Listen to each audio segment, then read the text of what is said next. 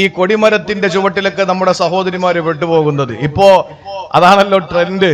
കൊടിമരത്തിന്റെ ചുവട്ടിൽ പോയി കാണിക്കയിടുക, അതിലൊക്കെ വീണു പോകുന്നത് പെണ്ണുങ്ങളാണ്.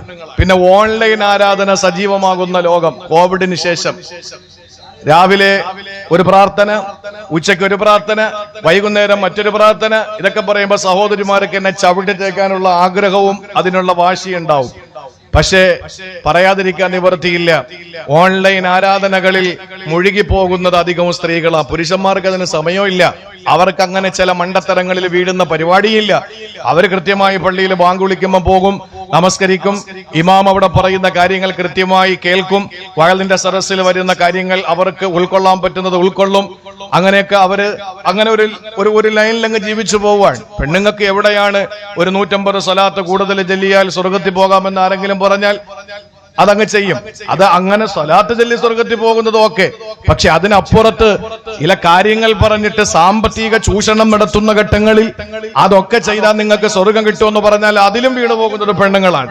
അബൂ ഹനീഫ റളിയല്ലാഹു അൻഹുവിന്റെ പ്രിയപ്പെട്ട ഉമ്മ എന്ന് പറയുന്നത് ഈ നസീഹത്തിന്റെ വേദികൾ, മതപ്രസംഗ വേദികൾ അല്ലെങ്കിൽ തൈലീമിന്റെ സദസ്സുകൾ വളരെ ഇഷ്ടപ്പെടുന്ന ഒരു സ്ത്രീയാണ്. ആ ഉമ്മ എന്ത് സംശയമുണ്ടെങ്കിലും ആ സംശയത്തിന്റെ നിവാരണം നടത്തുന്നത് അംർ ബിൻ ദർറുൽ കൂഫി എന്ന് പറയുന്ന കൂഫയിലെ അംർ ബിൻ ദർറ് എന്ന് പറയുന്ന പണ്ഡിതനോടാണ്. ഈ അംർ ബിൻ ദർറ് എന്ന് പറയുന്ന മഹാപണ്ഡിതൻ അബൂ ഹനീഫ ഇമാമിന്റെ മുമ്പിൽ അദ്ദേഹം ഒന്നുമല്ല. നിങ്ങൾ ശ്രദ്ധിച്ചു കേട്ടോ ഈ ചരിത്രം. അബൂ ഹനീഫ റളിയല്ലാഹു അൻഹു വിശ്വപ്രസിദ്ധനായ, ലോകം മുഴുവനും അറിയപ്പെടുന്ന ഒരു വലിയ മഹാമനീഷിയായിരിക്കുമ്പോഴും അദ്ദേഹത്തിന്റെ പ്രിയപ്പെട്ട ഉമ്മ എന്ത് മസ്അല ഉണ്ടെങ്കിലും, മതപരമായ എന്ത് സംശയമുണ്ടെങ്കിലും തീർക്കുന്നത് കൂഫയിലെ മറ്റൊരു പണ്ഡിതനായ അംർ ബിൻ ദർറ് എന്ന് പറയുന്ന ഒരാളിനോടാണ്. ഒരിക്കൽ മോൻ അബൂ ഹനീഫയെ വിളിച്ചിട്ട് പറഞ്ഞു, റളിയല്ലാഹു അൻഹു, മോനെ, അംർ ബിൻ ദർറിന്റെ അടുക്കൽ ചെന്നിട്ട് എന്റെ ഈ സംശയത്തിന് ഉത്തരം കണ്ടെത്തി കൊണ്ടുവരണം. ഉമ്മ പറഞ്ഞതല്ലേ വഅള് പറയാൻ പോണ എന്നോട്. ഇന്നലെ വഅള് പറഞ്ഞത് അഫ്സൽ ഖാസിമിയാണ്. വഅള് പറയുന്ന എന്നോട് എന്റെ ഉമ്മ പറയാണ് പ്രസംഗത്തെ പറ്റി അഫ്സൽ ഖാസിമിയോടൊരു സംശയം ചോദിച്ചിട്ട് വരണം, അല്ലെങ്കിൽ മറ്റ് പ്രഭാഷകരുടെ പേര് പറഞ്ഞിട്ട് അവരോട് ചെന്നിട്ട് ഇന്ന കാര്യം ഒന്ന് ചോദിച്ചിട്ട് വാ എന്ന് പറഞ്ഞാൽ ഞാൻ ഉമ്മയോട് എന്തായിരിക്കും പറയാ? ഞാനും പ്രസംഗിക്കാൻ പോകുന്ന ആളല്ലേ, എന്നോട് ചോദിച്ചാ പോരെ? മസല എന്തെങ്കിലും ഉണ്ടെങ്കിൽ എന്നോട് ചോദിച്ചാ പോരെ? എന്തിനാ പള്ളിയിലെ ഇമാമിനോട് ചോദിക്കാൻ പറയുന്നത്? അങ്ങനെ ഒരു വാശി അല്ലെങ്കിൽ ഒരു സ്വാർത്ഥ താല്പര്യം നമുക്കുണ്ടാവും. എനിക്കുണ്ട്, നിങ്ങൾക്കുണ്ടോന്ന് എനിക്കറിയില്ല. മകന് വക്കീലാണെങ്കിൽ വക്കീലായ മകനോട് ഉമ്മ പറയാണ് എന്റെ കേസിന് അതിര് തർക്കം അല്ലെങ്കിൽ മറ്റൊരു വിഷയത്തിൽ ഒരു വക്കീലിനെ നീ കൊണ്ട് തരണോന്ന് പറഞ്ഞാൽ മോൻ ചോദിക്കൂലേ, വക്കീലായിട്ട് ഞാനുള്ളപ്പോ നിങ്ങൾക്ക് എന്തിനാ വേറെ വക്കീല്? ഡോക്ടറായ മകന്റെ അടുത്ത് വന്നിട്ട് വാപ്പ പറയാണ് എന്റെ ഈ ചുമയും എന്റെ ശ്വാസ തടസ്സമൊന്നും മാറുന്നില്ല, അതുകൊണ്ട് നല്ലൊരു ഡോക്ടറെ നീ ഒന്ന് പറ എന്ന് പറഞ്ഞാൽ മകൻ എന്താ പറയാ? നാട്ടുകാരുടെ രോഗം മാറ്റി കൊടുക്കുന്ന എനിക്ക് നിങ്ങളുടെ അസുഖം മാറ്റാൻ മരുന്നിന് വേണ്ടി ഞാൻ മറ്റൊരു ഡോക്ടറെ കാണുന്നത് ശരിയല്ലല്ലോ എന്നല്ലേ പറയുള്ളൂ. എന്നാൽ പ്രിയപ്പെട്ട സഹോദരങ്ങളെ, അബൂ ഹനീഫ ഇമാമിനോട് ഉമ്മ പറയുകയാണ്, മോനെ നീ ചെല്ലണം, എന്നിട്ട് അംർ ബിൻ ദർറിനോട് പറയണം എന്റെ ഇന്ന സംശയത്തിന് മറുപടി തരാൻ. അബൂ ഹനീഫ റളിയല്ലാഹു അൻഹു നടക്കുകയാണ്. അറിവില്ലാത്ത ഒരു കുഞ്ഞു ബാലനെ പോലെ ലോക പ്രശസ്തനായ വിശ്വപ്രസിദ്ധനായ അബൂ ഹനീഫത്തുൽ കൂഫി റളിയല്ലാഹു അൻഹു അംർ ബിൻ ദർർ എന്ന് പറയുന്ന പണ്ഡിതന്റെ വീട്ടിലേക്ക് പോവുകയാ. എന്നിട്ട് പറയുന്നു, സഹോദരങ്ങളെ ശ്രദ്ധയോടെ കേട്ടോ, അംർ ബിൻ ദർറ്, എന്റെ ഉമ്മ ഏത് മസല ചോദിക്കുമ്പോഴും നിന്റെ അടുക്കലാണ് ചോദിക്കാൻ പറഞ്ഞു വിടുന്നത്.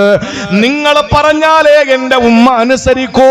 ചോദിക്കുന്നതിനൊക്കെ ഞാൻ മറുപടി കൊടുക്കാറുണ്ട്, പക്ഷേ അതിന് നിങ്ങളുടെ കയ്യൊപ്പില്ലെങ്കിൽ എന്റെ ഉമ്മ അംഗീകരിക്കുകയില്ല. സഹോദരങ്ങളെ, വളരെ സങ്കടത്തോടെ തലകുമ്പിട്ടിരിക്കുന്ന മകന് അംർ ബിൻ ദർറ് വളരെ പ്രയാസത്തോടെ തലകുമ്പിട്ടിരിക്കും. എന്തുകൊണ്ടാണ്? എന്റെ മുന്നിൽ വന്ന് ചോദ്യം ചോദിക്കുന്നത് നിസാരനാണോ? അബൂ ഹനീഫത്തുൽ കൂഫി റളിയല്ലാഹു തആല അൻഹു അല്ലേ? എന്ത് മറുപടിയാണ് ഞാൻ അദ്ദേഹത്തോട് കൊടുക്കുക? ഇത്രയും വലിയ മഹാപണ്ഡിതന്റെ മുമ്പിൽ ഞാൻ എന്താണ് മറുപടി കൊടുക്കുക എന്ന് ആലോചിച്ചിട്ട് അംർ ബിൻ ദർറ് റളിയല്ലാഹു അൻഹു തലകുമ്പിട്ടിരിക്കുകയാണ്. അബൂ ഹനീഫ ഇമാം ചോദിച്ചിട്ട് മറുപടിയുമായിട്ട് മടങ്ങിപ്പോകുന്നു. ചില ഘട്ടങ്ങളിൽ അബൂ ഹനീഫ ഇമാമിനെ കൊണ്ട് കൊണ്ട് പറയിപ്പിക്കും അംർ ബിൻ ദർ. എന്നിട്ട് അത് ഏറ്റുപറഞ്ഞിട്ട് പറയും, അബൂ ഹനീഫ ഇമാമേ, നിങ്ങൾ ഉമ്മയോട് ഈ മറുപടി കൊടുക്കുക. യഥാർത്ഥത്തിൽ ഉത്തരം പറയുന്നത് അബൂ ഹനീഫയാണ്, പക്ഷേ അത് താനാണ് എന്ന് പറഞ്ഞ് കയ്യൊപ്പ് ചാർത്തിയിട്ട് ഉമ്മയോട് ചെന്ന് പറയാൻ പറഞ്ഞു വിടുമ്പോ ഒരു ദിവസം അതാ ഉമ്മ പറയുന്നു, അംർ ബിൻ ദറിന്റെ അടുക്കൽ എന്നെ എത്തിക്കണം മോനെ അബൂ ഹനീഫ, നിന്നെ എനിക്ക് വിശ്വാസമില്ല, നീ അവിടെ പോകുന്നോ ഇല്ലയോ എന്ന് എനിക്കറിയില്ല, അതുകൊണ്ട് എനിക്ക് നേരിട്ട് ചോദിക്കണം എന്ന് പറഞ്ഞിട്ട് ഉമ്മ വാശി പിടിക്കുമ്പോ അബൂ ഹനീഫ റളിയല്ലാഹു തആല അൻഹു ഒരു കോവർ കഴുതയെ തയ്യാറാക്കുകയാണ്. എന്നിട്ട് പ്രിയപ്പെട്ട ഉമ്മാനെ കോവർ കഴുത പുറത്തിരുത്തുകയാ. എന്നിട്ട് കോവർ കഴുതയെ തെളിച്ചുകൊണ്ട് അംർ ബിൻ ദർ എന്ന് പറയുന്ന പണ്ഡിതന്റെ വീട്ടിലേക്ക് പോകുമ്പോ സഹോദരങ്ങളെ, ലോകം മുഴുവൻ സ്തംഭിച്ചു പോവുകയാ. അബൂ ഹനീഫത്തുൽ കൂഫി എന്ന മഹാപണ്ഡിതന്, വിശ്വപ്രസിദ്ധനായ ലോകമഹാപണ്ഡിതന്റെ പ്രിയപ്പെട്ട ഉമ്മ കോവർ കഴുത പുറപ്പിരുന്നിട്ട് അറിവിന്റെ സാഗരമായ വിജ്ഞാനത്തിന്റെ സാഗരമായ വിജ്ഞാനത്തിന്റെ വിഹായസായ ഒരു മകന് തന്റെ പ്രിയപ്പെട്ട ഉമ്മയെ അറിവ് അതിനേക്കാൾ കുറഞ്ഞ അംർ ബിൻ ദറിന്റെ അടുക്കലേക്ക് കൊണ്ടുപോയി സംശയം ദൂരീകരിക്കുമ്പോ ഒരവസരത്തിൽ ഒരു കാരണവശാലും ഇത് കൊണ്ടുപോകാൻ കഴിയില്ല എന്ന് മനസ്സിലാക്കിയിട്ട് അംർ ബിൻ ദർ ചോദിച്ചു പോയി അബൂ ഹനീഫ ഇമാമിനോട്, എന്താ നിങ്ങൾ ഇത് കാണിക്കുന്നത്, എന്താ നിങ്ങളെ ഉദ്ദേശമെന്ന് ചോദിക്കുമ്പോ അബൂ ഹനീഫ ഇമാമ പറഞ്ഞ മറുപടി എന്തെന്നറിയോ, എന്റെ പ്രിയപ്പെട്ട ഉമ്മ പറയുന്നത് അനുസരിക്കലല്ലാതെ എനിക്ക് നിവൃത്തിയില്ല, എന്റെ ഉമ്മ പറയുന്നതാണ് ഞാൻ ചെയ്യേണ്ടത്, എന്റെ ഉമ്മ പറയുന്നത് അക്ഷരം പ്രതി ഞാൻ അനുസരിക്കും, അതിലൊരു സംശയവുമില്ല.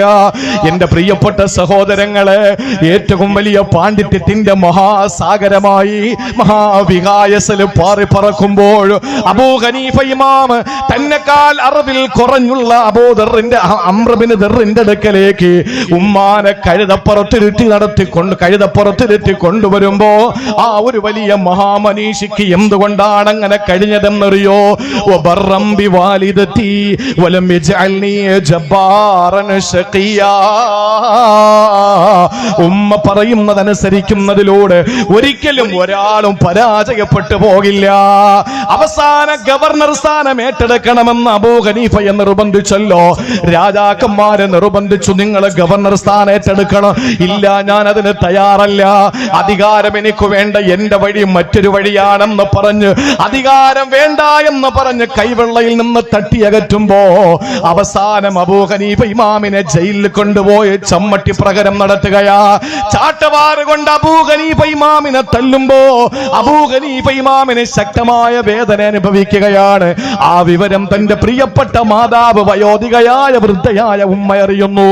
ആ സമയത്ത് ഉമ്മാക്ക് സഹിക്കാൻ പറ്റുന്നില്ല, തന്റെ പൊന്നുമോൻ അബൂ ഹനീഫയെ നിസ്സാര കാരണങ്ങളുടെ പേരിൽ ജയിലിലിട്ട് മർദ്ദിക്കുകയാണെന്നറിഞ്ഞപ്പോ ആ ഉമ്മ തളർന്നു പോയി, ആ ഉമ്മ സങ്കടപ്പെട്ടു പോയി, ആ ഉമ്മാടെ മനസ്സ് വല്ലാതെ വേദനിച്ചു പോയി. അബൂ ഹനീഫ ഇമാം ജയിൽ മോചിതനായപ്പോ പറഞ്ഞതെന്തെന്നറിയോ, ഓരോ ചമ്മട്ടിയും എന്റെ ശരീരത്ത് പതിക്കുമ്പോൾ, എന്റെ ശരീരത്തിൽ നിന്ന് ചോര ചാലിട്ടൊഴുകുമ്പോൾ എന്റെ മനസ്സ് വേദനിച്ചത്, എന്നെ സങ്കടപ്പെടുത്തിയത് എന്റെ ശരീരത്ത് കൊള്ളുന്ന ചാട്ടവാറിന്റെ വേദനയല്ല, പിന്നെയോ എന്റെ ഉമ്മാടെ മനസ്സ് വേദനിച്ചല്ലോ. എന്റെ ഉമ്മ ഞാൻ കാരണമായി ഒരു സമയത്ത് വേദനിച്ചല്ലോ, എന്റെ പ്രിയപ്പെട്ട ഉമ്മാക്കത് സഹിക്കാൻ പറ്റുന്നില്ലല്ലോ. എന്റെ ഉമ്മയുടെ നെഞ്ചു വേദനിക്കുന്നത് എന്നെ അടിക്കുന്നത് ഓർത്തിട്ടാണല്ലോ. ഞാൻ കാരണമല്ലെങ്കിൽ പോലും എനിക്ക് കിട്ടിയ അടിയുടെ ആ വേദനയും നീറ്റലും എന്റെ ഉമ്മയുടെ ഹൃദയത്തെ വല്ലാതെ പിടിച്ചുലക്കിയിട്ടുണ്ടെങ്കിൽ ഞാൻ കാരണമല്ലേ എന്ന് ചിന്തിച്ചിട്ട് അബൂ ഹനീഫ ഇമാം സങ്കടപ്പെട്ടിട്ടുണ്ട്. ഇന്നത്തെ തലമുറയോട് ഇത് പറയാൻ പറ്റുമോ? ഇന്നത്തെ തലമുറയോട് പറയാൻ പറ്റുമോ? വൃദ്ധസദനങ്ങൾ കൂണുപോലെ മുളച്ചു പൊന്തുന്നു. മാതാപിതാക്കളെ ഒരു സമയം കഴിഞ്ഞാൽ മക്കൾ കൊണ്ടുവന്ന് വേറെ വീടുകളിൽ പാർപ്പിക്കുന്നു. നമ്മുടെ സ്വസ്ഥതയും സമാധാനവും നഷ്ടപ്പെടുന്നു എന്ന് പറഞ്ഞിട്ട് ഇന്നലെ വരെയും കഷ്ടപ്പെട്ട് വാപ്പ കൊണ്ട് തണല വെയിലാണ് നമ്മൾ അനുഭവിക്കുന്ന തണല് എന്ന് വെറുതെ പാടിയാ പോരാ. വാപ്പ കൊണ്ട വെയിലാണ് നമ്മൾ അനുഭവിക്കുന്ന തണലെന്ന് നമ്മൾ വായിച്ചാൽ പോരാ. വാപ്പയാണ് എനിക്കിതൊക്കെ സമ്പാദിച്ചു തന്നത് എന്ന് മൈക്ക് കെട്ടി പ്രസംഗിച്ചാ പോരാ. ആ വാപ്പയെ കൈവെള്ളയിൽ കൊണ്ട് നടക്കാൻ, ഉമ്മയെ കൈവെള്ളയിൽ കൊണ്ട് നടക്കാൻ ഏതൊരു മനുഷ്യന് കഴിഞ്ഞോ ലാ യജ്തമിഉ ശഖാ, അവൻ ഒരിക്കലും പരാജയം സംഭവിക്കുകയില്ല. മഅബിറിൽ വാലിദൈൻ വബറം ബിവാലിദതി വലം യജ്അൽനി ജബ്ബാറൻ ശഖിയ, ഒരിക്കലും പെട്ടുപോകൂല. ദുനിയാവിലും നമ്മൾ പെടില്ല, ആഖിറത്തിലും നമ്മൾ പെടില്ല. അല്ലേ? ഏതൊരു മനുഷ്യന്റെയും ഉയർച്ചയുടെ പിന്നിൽ രണ്ട് കരങ്ങൾ ചേർത്തു വെച്ച രാവുകളുണ്ട്, അല്ലെങ്കിൽ ഒരു പെണ്ണിന്റെ പ്രാർത്ഥനയുണ്ട് എന്നൊക്കെ പറയുമ്പോ പലരും പറയും അത് ഭാര്യയാകാം, മക്കളാകാം, സഹോദരിയാകാം, കാമുകിയാകാം. അല്ലേ? അല്ല, അവരാരുമല്ല. ഒരു മനുഷ്യൻ വീട്ടിൽ നിന്ന് ഇറങ്ങിപ്പോകുമ്പോ ആ പ്രിയപ്പെട്ട മകനും മകളും തിരിച്ചെത്തുന്നതുവരെ പ്രിയപ്പെട്ട ഉമ്മ കാത്ത് കണ്ണിൽ എണ്ണയൊഴിച്ച് കാത്തിരിക്കുന്ന പ്രിയപ്പെട്ട ഉമ്മ. ആ ഉമ്മ ഒരുപക്ഷെ നമുക്ക് ഇന്ന് നമ്മുടെ പ്രിയപ്പെട്ട ഉമ്മ നമ്മുടെ കൂടെ ഉള്ളപ്പോൾ അതിന്റെ വില നമുക്ക് മനസ്സിലാകില്ല.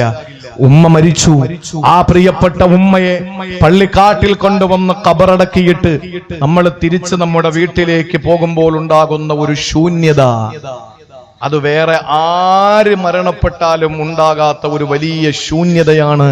അള്ളാഹു നമ്മുടെ മരണപ്പെട്ടു പോയ ഉമ്മമാർക്ക്, ഈ ഇരിക്കുന്ന കൂട്ടത്തിൽ ഉമ്മ മരിച്ചവരുടെ പ്രിയപ്പെട്ട ഉമ്മമാർക്ക് അള്ളാഹു അവിടെ ഖബറിടം വിശാലമാക്കി കൊടുക്കട്ടെ. ആമീൻ പറയും. ഈ രാത്രിയിൽ അവർക്ക് കൊടുക്കാൻ പറ്റുന്ന ഒരു സമ്മാനമാണ് ഈ ഒരു ആമീൻ. ഇന്നൊരു വലിയ കർക്കിടകം പോലെ അവരുടെ ഖബറിനകത്തേക്ക് അനുഗ്രഹങ്ങളുടെ പേമാരിയാണ്. അള്ളാഹു നമ്മുടെ ഉമ്മമാർക്ക് സ്വർഗം നൽകി അനുഗ്രഹിക്കുമാറാവട്ടെ. ഈജിപ്തില് എന്നാണ് എന്റെ ഓർമ്മ, ഒരു പരീക്ഷയിൽ ഉമ്മയെപ്പറ്റി ഒരു മറുപടി നിങ്ങൾ എഴുതണം. ഉമ്മയെപ്പറ്റി നിങ്ങൾക്ക് എന്താണ് എഴുതാനുള്ളത്? ആ എഴുതുന്നത് ഒന്നാമത്തെ മാർക്ക് കിട്ടിയ, സമ്മാനം കിട്ടിയ കുട്ടി, ഉമ്മയെപ്പറ്റി പേജുകൾ എഴുതി മറിച്ച മക്കൾ, ഉമ്മയെപ്പറ്റി 2-3 പേജ് എഴുതിയവർ, ഉമ്മയെപ്പറ്റി ധാരാളം വരികൾ എഴുതിയവർ, അവർക്കൊന്നും മത്സരത്തിൽ പ്രൈസ് കിട്ടിയില്ല. സമ്മാനം കിട്ടിയത് ഒരു കുട്ടി തന്റെ ഉമ്മയെപ്പറ്റി ഒരു വരി മാത്രം എഴുതി. ആ കുട്ടിക്കാണ് സമ്മാനം. ഉണർന്ന് കേട്ടോ, ഉമ്മയെപ്പറ്റി എഴുതാൻ പറഞ്ഞപ്പോ അവരുടെ ആൻസർ ഷീറ്റിൽ എഴുതിയ ഒരുപാട് വരികൾ മാർക്ക് കിട്ടിയില്ല. പേപ്പറുകൾ എണ്ണമില്ലാത്തത് മാർക്ക് കിട്ടിയില്ല. പക്ഷേ മാർക്ക് കിട്ടിയതും ഒന്നാം സമ്മാനം കിട്ടിയതും ഒരു വരി എഴുതിയ ഒരു മകനാണ്. ആ മകൻ എന്തുകൊണ്ടാണ് സമ്മാനം കിട്ടിയത്? ആ മകൻ എഴുതിയ വരിയോളം എന്റെ പ്രിയപ്പെട്ടവരെ, ലോകത്ത് വേറെ ഒന്നിനും സ്ഥാനമില്ലാത്ത നിലയിൽ ആ മകൻ എഴുതിയത് ഉമ്മി ഖദ് മാതത് വമാത മഅഹാ കുല്ലു ഷൈ. ഇതാണ് മറുപടി. ഈ ഒരു വരി എഴുതിയപ്പോ ആ കുട്ടിക്ക് ഒന്നാം സമ്മാനം കിട്ടി. ഒറ്റ വരി. ആ പേജ് മുഴുവനും എഴുതിയവർ രണ്ടാമതായി. 2, 3, 4 പേജുകൾ എഴുതിയവർ അവന്റെ പിന്നിലായി. എന്താ മകൻ എഴുതിയത്? ഉമ്മി ഖദ് മാതത്, എന്റെ ഉമ്മ മരിച്ചു. വമാത മഅഹാ കുല്ലു ഷൈ, ഒപ്പം എല്ലാം മരിച്ചു. അതാണ് മറുപടി. എന്റെ ഉമ്മ മരിച്ചപ്പോ എന്റെ എല്ലാം മരിച്ചു. ഇന്ന് ഞാൻ ശൂന്യമാണ്, എന്റെ ജീവിതം ശൂന്യമാണ്, എന്റെ വീട് ശൂന്യമാണ്, ഞാനൊരു ശൂന്യനാണ്. എന്റെ ഒരു യാത്രയിൽ എന്റെ പിന്നിലിരുന്ന് ദ്വാരക്കാൻ എനിക്ക് ഉമ്മയില്ല. വഴിക്കണ്ണ് നോക്കി എന്റെ തിരിച്ചു വരവ്, മടങ്ങി വരവ് കാണാൻ എന്റെ ഉമ്മയില്ല. എന്റെ ഉമ്മ കിടന്ന റൂം, എന്റെ ഉമ്മ ഉടുത്ത വസ്ത്രം, എന്റെ ഉമ്മ കഴിച്ച പാത്രം, എന്റെ ഉമ്മ ഉപയോഗിച്ച വസ്തുക്കൾ, എന്റെ ഉമ്മയുടെ കണ്ണുനീര് കൊണ്ട് കുതിർന്ന മുസല്ല, എന്റെ ഉമ്മയുടെ 2 വിരലുകളിലൂടെ മറിഞ്ഞു മറിഞ്ഞു പോയ തസ്ബീഹിന്റെ മണികൾ, ഇതൊക്കെ ഇന്ന് ശൂന്യമാണ്, അനാഥമാണ് എന്ന് പറഞ്ഞ ആ കുട്ടിയുടെ ഒരൊറ്റ വരിയിൽ ആ പ്രിയപ്പെട്ട കുട്ടിക്ക് സമ്മാനം കിട്ടുന്നു. വബറം ബിവാലിദതി വലം യജ്അൽനി ജബ്ബാറൻ ശഖിയ. എഴുതി വെച്ചോ, വേറെ ഒരുപാടൊന്നും പ്രസംഗിക്കണ്ട. ഉമ്മയ്ക്ക് ഖിദ്മത്തെടുത്ത്, ഉമ്മയ്ക്ക് സേവനം ചെയ്ത്, ഉമ്മയുടെ പുണ്യം നേടി, ഉമ്മയുടെ തൃപ്തി നേടി, ഉമ്മ നമ്മൾ നല്ലവനാണെന്ന് പറഞ്ഞ് ഉമ്മയ്ക്ക് സേവനം ചെയ്ത്, ഉമ്മ എപ്പോഴും നമ്മളെ നോക്കി ചിരിച്ച്, ഉമ്മ നമ്മുടെ സാന്നിധ്യം കൊതിച്ച്, ആ സാന്നിധ്യത്തിൽ ആ ഉമ്മ രസിച്ച് നമ്മുടെ പ്രിയപ്പെട്ട ഉമ്മയ്ക്ക് സന്തോഷം കൊടുക്കാൻ കഴിഞ്ഞാൽ, വാപ്പയ്ക്കും സന്തോഷം കൊടുക്കാൻ കഴിഞ്ഞാൽ, അള്ളാഹു പറയുന്നു നീ ദുനിയാവിലും പരാജയപ്പെടില്ല, ആഖിറത്തിലും പരാജയപ്പെടില്ല. അള്ളാഹു തൗഫീഖ് തരട്ടെ. 6-1 രണ്ടാമതായി നമ്മൾ ചെയ്യേണ്ടത് 6 സ്ഥലങ്ങളിൽ ഒരു മനുഷ്യന് പരാജയപ്പെട്ടു പോകില്ല, ഇരുവീട്ടിലും പരാജയപ്പെടില്ല. 6 കാര്യങ്ങൾ നമ്മുടെ ജീവിതത്തിൽ ഉണ്ടെങ്കിൽ അതിൽ ഒന്നാണ് മാതാപിതാക്കൾക്ക് ഗുണം ചെയ്യുക. ഇനി അല്ലാഹ് പറയുന്ന രണ്ടാമത്തെ കാര്യം ഏതെന്നറിയോ? വലമ്മക്കും ബിദുആഇക റബ്ബി ശഖിയാ. സഹോദരങ്ങളെ, പരിശുദ്ധമായ ഖുർആൻ സൂറത്തു മറിയമിന്റെ 4-ാമത്തെ വചനത്തിൽ അല്ലാഹ് പറയുകയാണ്, വലമ്മകും ബിദുആഇക റബ്ബി ശഖിയാ. ഇതൊരു പ്രവാചകൻ പറഞ്ഞ പ്രാർത്ഥനയാണ്, ഇതൊരു പ്രവാചകന്റെ ദുആയാണ്. സഹോദരങ്ങളെ, ആദ്യം പറഞ്ഞത് ഈസാ നബിയുടെ കഥയെങ്കിൽ രണ്ടാമതായിട്ട് അല്ലാഹു പറയുന്നത് ആരുടെ കഥയെന്നറിയോ? മഹാനായ സക്കരിയ അലൈഹിസ്സലാം പറയുകയാണ്. ഈ സന്ദർഭത്തിൽ എന്റെ പ്രിയപ്പെട്ടവരോട് സക്കരിയ നബിയുടെ കഥ പറയാനുള്ള സമയത്തിന്റെ കുറവ് മൂലം ഞാൻ വിശാലമായി അതിലേക്കൊന്നും കടക്കുന്നില്ല. പക്ഷെ മഹാനായ സക്കരിയ നബി അലൈഹിസ്സലാമിനെ പറ്റിയിട്ട് അല്ലാഹു പരാമർശിക്കുന്നത്, ജീവിതത്തിൽ അല്ലാഹു എല്ലാം നൽകി, സന്തോഷം കൊടുത്തു, പ്രവാചകത്വം കൊടുത്തു, എല്ലാം കൊടുത്തു. പക്ഷേ സക്കരിയ നബിക്ക് അല്ലാഹു കൊടുക്കാത്തതൊന്നേ ഉള്ളൂ, ഒരു പൊന്നുമോൻ അല്ലെങ്കിൽ ഒരു പൊന്നുമോള്. മക്കളില്ല സക്കരിയ നബിക്ക്. സക്കരിയ നബി അലൈഹിസ്സലാമിന് എല്ലാം കൊടുത്തു, പക്ഷെ മക്കളെ കൊടുത്തില്ല. മക്കളെ അല്ലാഹു കൊടുത്തില്ല. ആ സമയത്ത് സക്കരിയ നബി ദുആരെന്ന ഒരു ദുആയാണ് അല്ലാഹു തആല പറയുന്നത്. സക്കരിയ നബി പറയുന്നു, വലം അക്കും ബിദുആഇക റബ്ബി ശഖിയാ. ഒന്ന് മാതാപിതാക്കൾക്ക് ഗുണം ചെയ്യലാണെങ്കിൽ, രണ്ടാമത് അല്ലാഹ് പറയുന്നു വലം അക്കും ബിദുആഇക റബ്ബി ശഖിയാ. പടച്ചോനെ, നിന്നോട് തേടിയതിന്റെ പേരില്, നിന്നോട് ദുആ ചെയ്തതിന്റെ പേരില് ഞാൻ 2 വീട്ടിലും പരാജയപ്പെട്ടിട്ടേ ഇല്ല. വലം അക്കും ബിദുആഇക റബ്ബി ശഖിയാ. നിങ്ങള് നന്നായിട്ടൊന്ന് ശ്രദ്ധിക്കണം. ഇത് സക്കരിയ നബി എപ്പോഴാ പറഞ്ഞെന്നറിയോ? നാസർ സാഹിബിന് എത്ര മക്കളുണ്ട്? 3 പേര്. ഉസ്താദിന് എത്രയുണ്ട്? 3. എനിക്ക് 3 മക്കളാണ്. ഇവിടെ ഇരിക്കുന്നവർക്ക് 3 മക്കളുണ്ടാവും, 2 മക്കളുണ്ടാവും, 4 മക്കളുണ്ടാകും, 1 കുട്ടി ഉണ്ടാവും, മക്കളില്ലാത്തവരുണ്ടാവും. മക്കൾ എന്ന് പറയുന്നത് നമ്മുടെ ഒരു വലിയ അഴക്, ആനന്ദം, സൗരഭ്യം, സൗന്ദര്യം, നേരമ്പോക്ക്, ഇതൊക്കെയല്ലേ നമ്മുടെ മക്കള്. എല്ലാം ഉണ്ടെന്ന് വെക്കും. അധികാരമുണ്ട്, പൈസയുണ്ട്, ഭക്ഷണമുണ്ട്, കിടക്കയുണ്ട്, യാത്ര ചെയ്യാൻ സൗകര്യമുണ്ട്, എല്ലാം ഉണ്ട്. പക്ഷേ ഒരു കുട്ടി ഇല്ലെങ്കിലുള്ള അവസ്ഥ ഒന്ന് ആലോചിച്ച് നോക്കിയേ. വേറെ എന്തും നേടാം. ആരും അറിയാതെ പിൻവാതിലൂടെ നമുക്ക് പണം കൊടുത്തിട്ട് നിയമനം നേടാം, വലിയ ഉദ്യോഗസ്ഥനാകാം. ആരും അറിയാതെ കാശ് കൊടുത്തിട്ട്, കള്ള് കൊടുത്തിട്ട് നമുക്ക് അധികാരം നേടാം. അങ്ങനെയാണല്ലോ. പിന്നെ മരിച്ച് മണ്ണോട് ചേർന്ന ആളുകളുടെ പേരിലും കള്ള വോട്ട് ചെയ്ത് ഇപ്പൊ കഴിഞ്ഞ തെരഞ്ഞെടുപ്പിലൊക്കെ നടന്നതുപോലെ അധികാരത്തിൽ വരാം. അതിലൊന്നും ഒരു തടസ്സമില്ല, എന്തും നേടാം. സ്നേഹിച്ച പെണ്ണിനെ നമുക്ക് എത്ര വലിയ കുടുംബത്തിൽപ്പെട്ട പെണ്ണാണെങ്കിലും നമുക്ക് സുഖമായിട്ട് ആ പെണ്ണിനെ കല്യാണം കഴിക്കാം. എന്ത് നമുക്ക് ദുനിയാവിൽ നേടാം, അല്ലേ? പൈസ ഉണ്ടാക്കിക്കൂടെ? പൈസ ഉണ്ടാക്കിക്കൂടെ? അള്ളാന്റെ പേര് വെച്ചിട്ട് പൈസ ഉണ്ടാക്കുന്നവരുണ്ട്, അള്ളാഹുവിന്റെ വിശേഷണം വെച്ച് പൈസ ഉണ്ടാക്കുന്നവരുണ്ട്, ആണയിട്ട് പൈസ ഉണ്ടാക്കുന്നവരുണ്ട്, കള്ളത്തരം പറഞ്ഞ് പൈസ ഉണ്ടാക്കുന്നവരുണ്ട്, ആത്മീയ ചൂഷണം നടത്തി പൈസ ഉണ്ടാക്കുന്നവരുണ്ട്, ഇല്ലേ? എന്തെല്ലാം രീതിയിൽ പണം ഉണ്ടാക്കുന്ന ശൈലികൾ നമ്മൾ കണ്ടുകൊണ്ടിരിക്കുന്നു, ഇനി കാണാൻ കിടക്കുന്നു. എല്ലാം നമുക്ക് നേടാം. എന്താ നേടാൻ പറ്റാത്തത്? ആരോഗ്യം. പൈസ കൊടുത്ത ആരോഗ്യം കിട്ടൂലേ? ഈ മുഖം വേണ്ട, എനിക്ക് ഈ മുഖത്തിനപ്പുറത്ത് ഞാൻ ഉദ്ദേശിക്കുന്ന മറ്റൊരു മുഖം എന്ന് പറഞ്ഞാൽ കോസ്മെറ്റിക് പ്ലാസ്റ്റിക് സർജറിയിലൂടെ ഇന്ന് നമ്മുടെ സൗന്ദര്യം പോലും മാറ്റിവെക്കാം. നമുക്ക് എന്തും വാങ്ങാം. പക്ഷേ ഒരിക്കലും നമുക്ക് കിട്ടാത്ത ഒന്നുണ്ട്. ഒരു കുഞ്ഞിനെ നമുക്ക് കിട്ടണമെങ്കിൽ അള്ളാഹു കനിഞ്ഞരളിയാൽ മാത്രമേ കഴിയൂ. അല്ലാതെ മരുന്ന്, പച്ചമരുന്ന് കുടിച്ചത് കൊണ്ടോ, അല്ലെങ്കിൽ ആറ്റാങ്കര കൊണ്ടുവന്ന പാറയിൽ ഉരുളി കമത്തിയത് കൊണ്ടോ, അല്ലെങ്കിൽ അങ്ങനെയൊക്കെ ചില കാര്യങ്ങളൊക്കെ ഉണ്ട്. ആറ്റാങ്കരയ്ക്ക് പോകുന്ന വഴിയിൽ ഒരു പാറയിൽ ഉരുളി കമത്തിയ മക്കളുണ്ടാവും എന്ന് പറഞ്ഞു. ഇതൊക്കെ ഒരു ആത്മീയ തട്ടിപ്പാണ്. പിന്നെ എവിടെയോ കൊണ്ടുവന്ന് കരിവള തൂക്കിയാലും മക്കളുണ്ടാവും എന്ന് പറഞ്ഞു. സക്കരിയ നബിക്ക് എന്തേ പാറയില്ലായിരുന്നോ?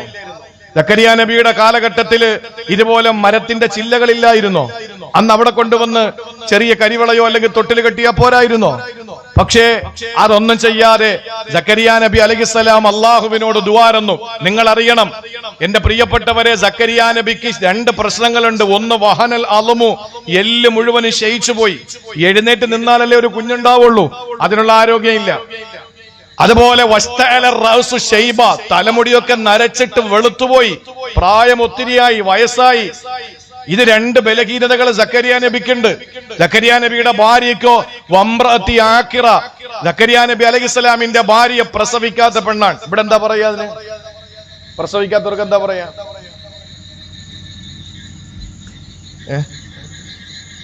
ഞങ്ങളുടെ നാട്ടില് അതിനെ മലടി എന്ന് പറയും. ഇവിടെ പറയില്ലേ മലടി? മച്ചി എന്ന് പറയില്ലേ? അത് പറയും.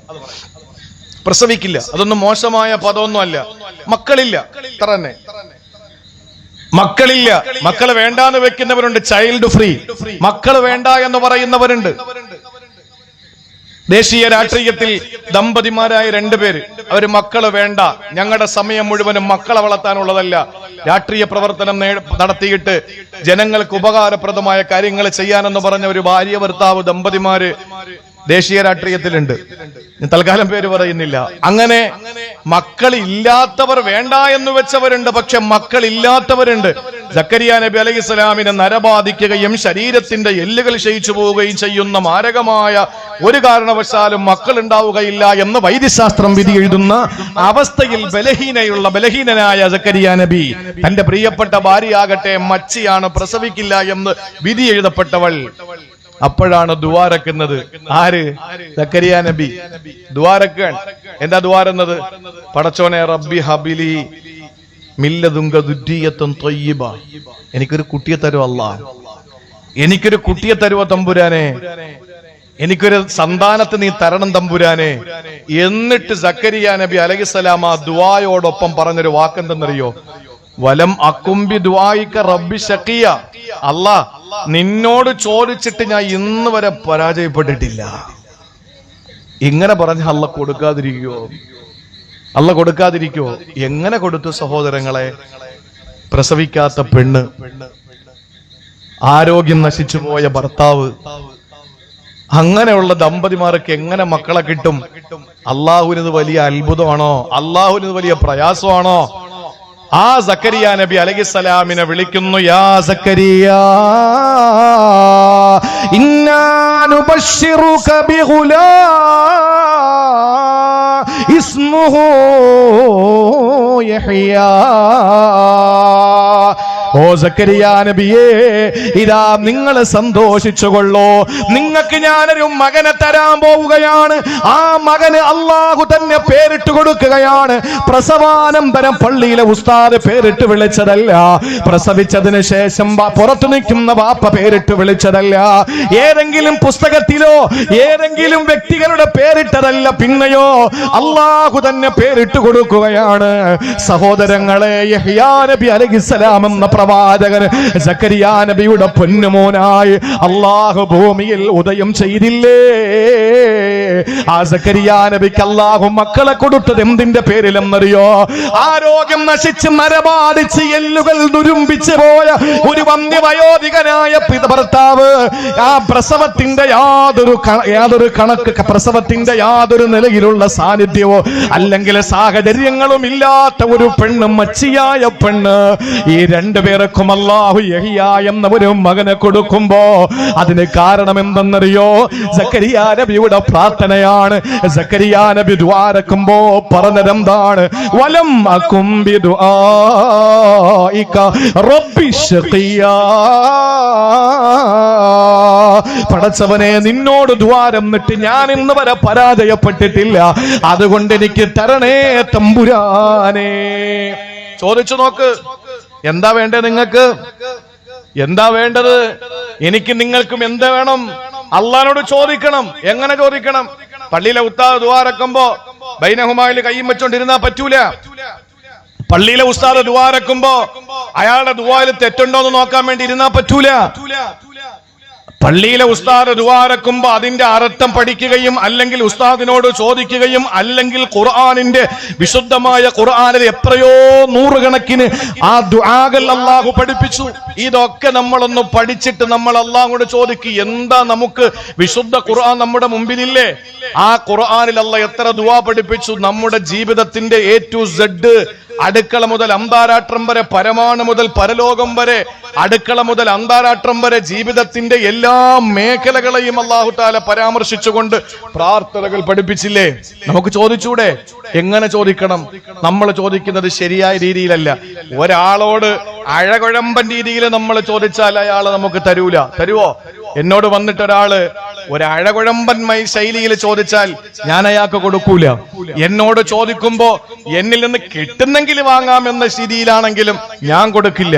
എന്നോട് ചോദിക്കുന്ന ഒരാള് കിട്ടുമെന്ന് ഉറപ്പും എന്നോടേ ചോദിക്കാൻ അയാൾക്ക് കഴിയൂ എന്നും കൊടുക്കാൻ എന്റെ കയ്യിൽ ഉണ്ട് എന്ന് എനിക്ക് ഉറപ്പുണ്ടെങ്കിൽ ഞാൻ കൊടുക്കൂലേ? ഇതല്ലേ പടച്ചോൻ? ഇതല്ലേ പടച്ചോൻ?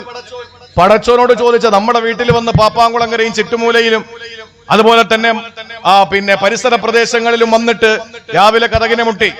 കതക് തുറന്നപ്പോ ഒരു പാവപ്പെട്ടവൻ 50 രൂപ കൊടുത്തു.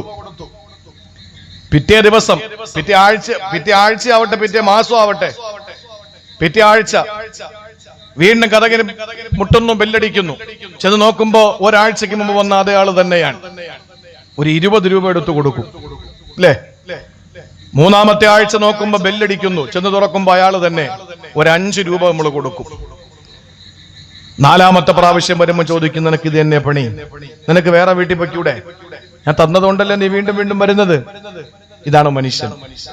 പക്ഷെ അള്ളാഹുവോ ഒരിക്കൽ ചോദിച്ചാൽ തരൂല, രണ്ടാമത് ചോദിച്ചാലും തരില്ല, മൂന്നാമത് ചോദിച്ചാലും തരില്ല, നാലാമത് ചോദിച്ചാലും തരില്ല. കാരണം എന്താ? അള്ളാഹുവിന്റെ റസൂൽ സല്ലല്ലാഹു അലൈഹി വസല്ലം പറയുന്നു, അള്ളാഹ് ഒരാളെ ഇഷ്ടപ്പെട്ട് കഴിഞ്ഞാൽ അയാള് ചോദിക്കുന്നത് ആ സന്ദർഭത്തിൽ ജിബ്രീൽ അലൈഹിസ്സലാമിനെ അള്ളാഹു വിളിച്ചിട്ട് പറയും, ജിബ്രീൽ അവന് ഒന്നും കൊടുക്കരുത്, ഈ ചോദിക്കുന്നവൻ ഒന്നും കൊടുക്കരുത്. അവന്റെ വിളി എനിക്ക് വല്ലാത്ത ഇഷ്ടമാണ്. എനിക്ക് അവന്റെ കിന്നാരം, അവന്റെ യാചന, അവന്റെ ആ ഒരു സങ്കടം, എന്നോട് അവന്റെ മനസ്സലിഞ്ഞുള്ള പ്രാർത്ഥന എനിക്ക് വല്ലാതെ ഇഷ്ടമാണ്. അതുകൊണ്ട് കുറച്ച് ചോദിക്കട്ടെ, ഞാൻ പിന്നെ കൊടുത്തോളാം, അവനെ വിട്ടേക്ക്, അവനിപ്പോ ഒന്നും കൊടുക്കണ്ട. ഹദീസാണ്. നമ്മൾ കരുതുന്ന എന്താ? ഞാൻ ചോദിച്ചിട്ട് അല്ലാഹ് ഒന്നും തരുന്നില്ല. എന്നാൽ അള്ളാഹ്ക്ക് തീരെ ഇഷ്ടമില്ലാത്ത ഒരാള് ചോദിക്കുമ്പോ ജിബ്രീലിനെ വിളിച്ചിട്ട് അള്ളാഹു പറയുമത്രേ അലൈഹിസ്സലാം, ജിബ്രീൽ, ആ വിളിക്കുന്നവന്റെ വിളി എനിക്ക് വല്ലാത്തൊരു അരോചകമാണ്, എന്തെങ്കിലും കൊടുത്തങ്ങ് വിട്, എന്തെങ്കിലും കൊടുത്ത് വിട്. അതുകൊണ്ടാണ് ചോദിക്കുന്നവർക്കൊക്കെ പെട്ടെന്ന് കിട്ടുമ്പോ നമ്മൾ വിചാരിക്കും അവനോട് അള്ളാഹിന് വലിയ ഇഷ്ടമാണ്. നമ്മളല്ലെങ്കിലും പൊതുവെ മണ്ടന്മാരാണല്ലോ. നമ്മളല്ലെങ്കിലും പൊതുവെ മണ്ടന്മാരാണ്. നമ്മൾ വിചാരിക്കുന്നതൊക്കെ എങ്ങനെയാണ്? പള്ളിയിൽ പോയ ആദ്യം പോവും, 10 മണിക്ക് 11 മണിക്ക് പോയ ഏറ്റവും പുറകെ പോയിരിക്കും. 1:30 മണിക്ക് ജുമയ്ക്ക് വരുന്നവൻ നേരെ ഇവന്റെ പെടലി ചവിട്ടിക്കൊണ്ട് ഫ്രണ്ടിൽ പോയിരിക്കും അല്ലേ? ഇവൻ നേരത്തെ വന്നതിന്റെ കൂലി കിട്ടിയെങ്കിലും ഫ്രണ്ട് സഫിൽ ഇരുന്നതിന്റെ കൂലിയില്ല. മറ്റവന് താമസിച്ച് വന്നതിന്റെ പെടലി ചവിട്ടി മരിച്ചതിന്റെ ഈ ആളുകളെ ഇടങ്ങേറാക്കിയതിന്റെ ശിക്ഷ ഉണ്ടെങ്കിലും 1-ാം സഫിൽ നിന്ന് എന്റെ കൂലിയും കിട്ടുന്നു അല്ലേ? നമ്മളെ മണ്ടന്മാരല്ലേ? നമ്മൾ ആദ്യം പോയിരിക്കണം. ഇതാണ് നമ്മൾ ചെയ്യേണ്ടത്. സഹോദരങ്ങളെ, നമ്മൾ അള്ളാഹുവിനോട് ദുആ ചെയ്യുമ്പോ പടച്ചോൻ തന്നില്ലെങ്കിൽ നിർത്തരുത്. അള്ളാഹിനോട് പറയണം, വലം അക്കും ബി ദുആഇക റബ്ബി ഷഖിയ, പടച്ചോനെ എനിക്ക് നീയേ ഉള്ളൂ, നിന്നോട് ചോദിച്ചാൽ എനിക്ക് കിട്ടുമെന്ന് ഉറപ്പുണ്ട്. നാളെ വരെ കിട്ടിയിട്ടുണ്ട്, എനിക്കറിയാം നീ എന്നെ പരാജയപ്പെടുത്തില്ല. നിന്നോട് ചോദിച്ചിട്ട് ഞാൻ ഇന്ന് വരെ പരാജയപ്പെട്ടിട്ടില്ല. ലാ യജ്തമിഉ ശഖാഉ മഅ ദുആ. രണ്ടാമത്തത് അതാണ്, ദുആ ചെയ്തത് കൊണ്ട് ഒരാൾ പരാജയപ്പെടില്ല. ചോദിച്ചോ, അള്ളാഹുവിനോട് ചോദിച്ചു കൊണ്ടിരിക്കണം. വലമ്മക്കും ബിദുആഇക റബ്ബി ശഖിയാ, പടച്ചവനെ നിന്നോട് ചോദിച്ചതിന്റെ പേരിൽ ഞാൻ ഇന്ന് വരെ പരാജയപ്പെട്ടില്ല അല്ലാ. അതാ സക്കരിയാ നബി അലൈഹിസ്സലാമിന് അല്ലാഹ് മകനെ കൊടുക്കുന്ന യഹ്യാ. അറിയുമോ, ഹുദൈഫത്ത് റളിയല്ലാഹു അൻഹു പറയുന്ന ഒരു കാര്യമുണ്ട്. ഇന്ന് എന്തുകൊണ്ടാണ് നമ്മുടെ പ്രാർത്ഥന സ്വീകരിക്കാത്തത്? മക്കൾക്ക് വേണ്ടി ദുആ ചെയ്ത ഉമ്മ എങ്ങനെയാണ് നമ്മൾ ദുആരക്കേണ്ടതെന്നറിയോ? ഹുദൈഫത്ത് റളിയല്ലാഹു അൻഹു പറയുകയാണ്, ലയതിയന്ന അലന്നാസി സമാൻ, ഒരു കാലം ജനങ്ങൾക്ക് വരാനുണ്ട്, ലാ യൻജു ഫീഹി, അതിൽ നിന്ന് ആരും തന്നെ രക്ഷപ്പെടുകയില്ല. ആ കാലഘട്ടത്തിൽ ആരും രക്ഷപ്പെടുകയില്ല.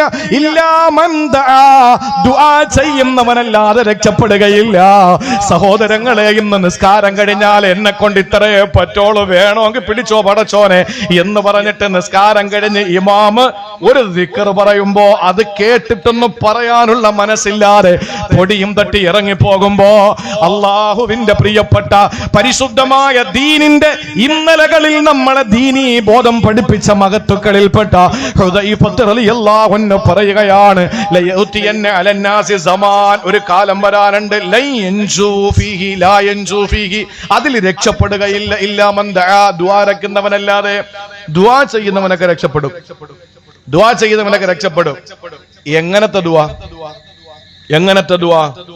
കദുആഇൽ ഗരീഖി, കദുആഇൽ ഗരീഖി. നമ്മൾ പള്ളിയിൽ ദുആ രക്കുന്നത് എങ്ങനെയാണ്? നമ്മളിങ്ങനെ കൈവയ്ക്കും, അതുവഴി പോകുന്ന എല്ലാവരെയും നോക്കിയിരിക്കും.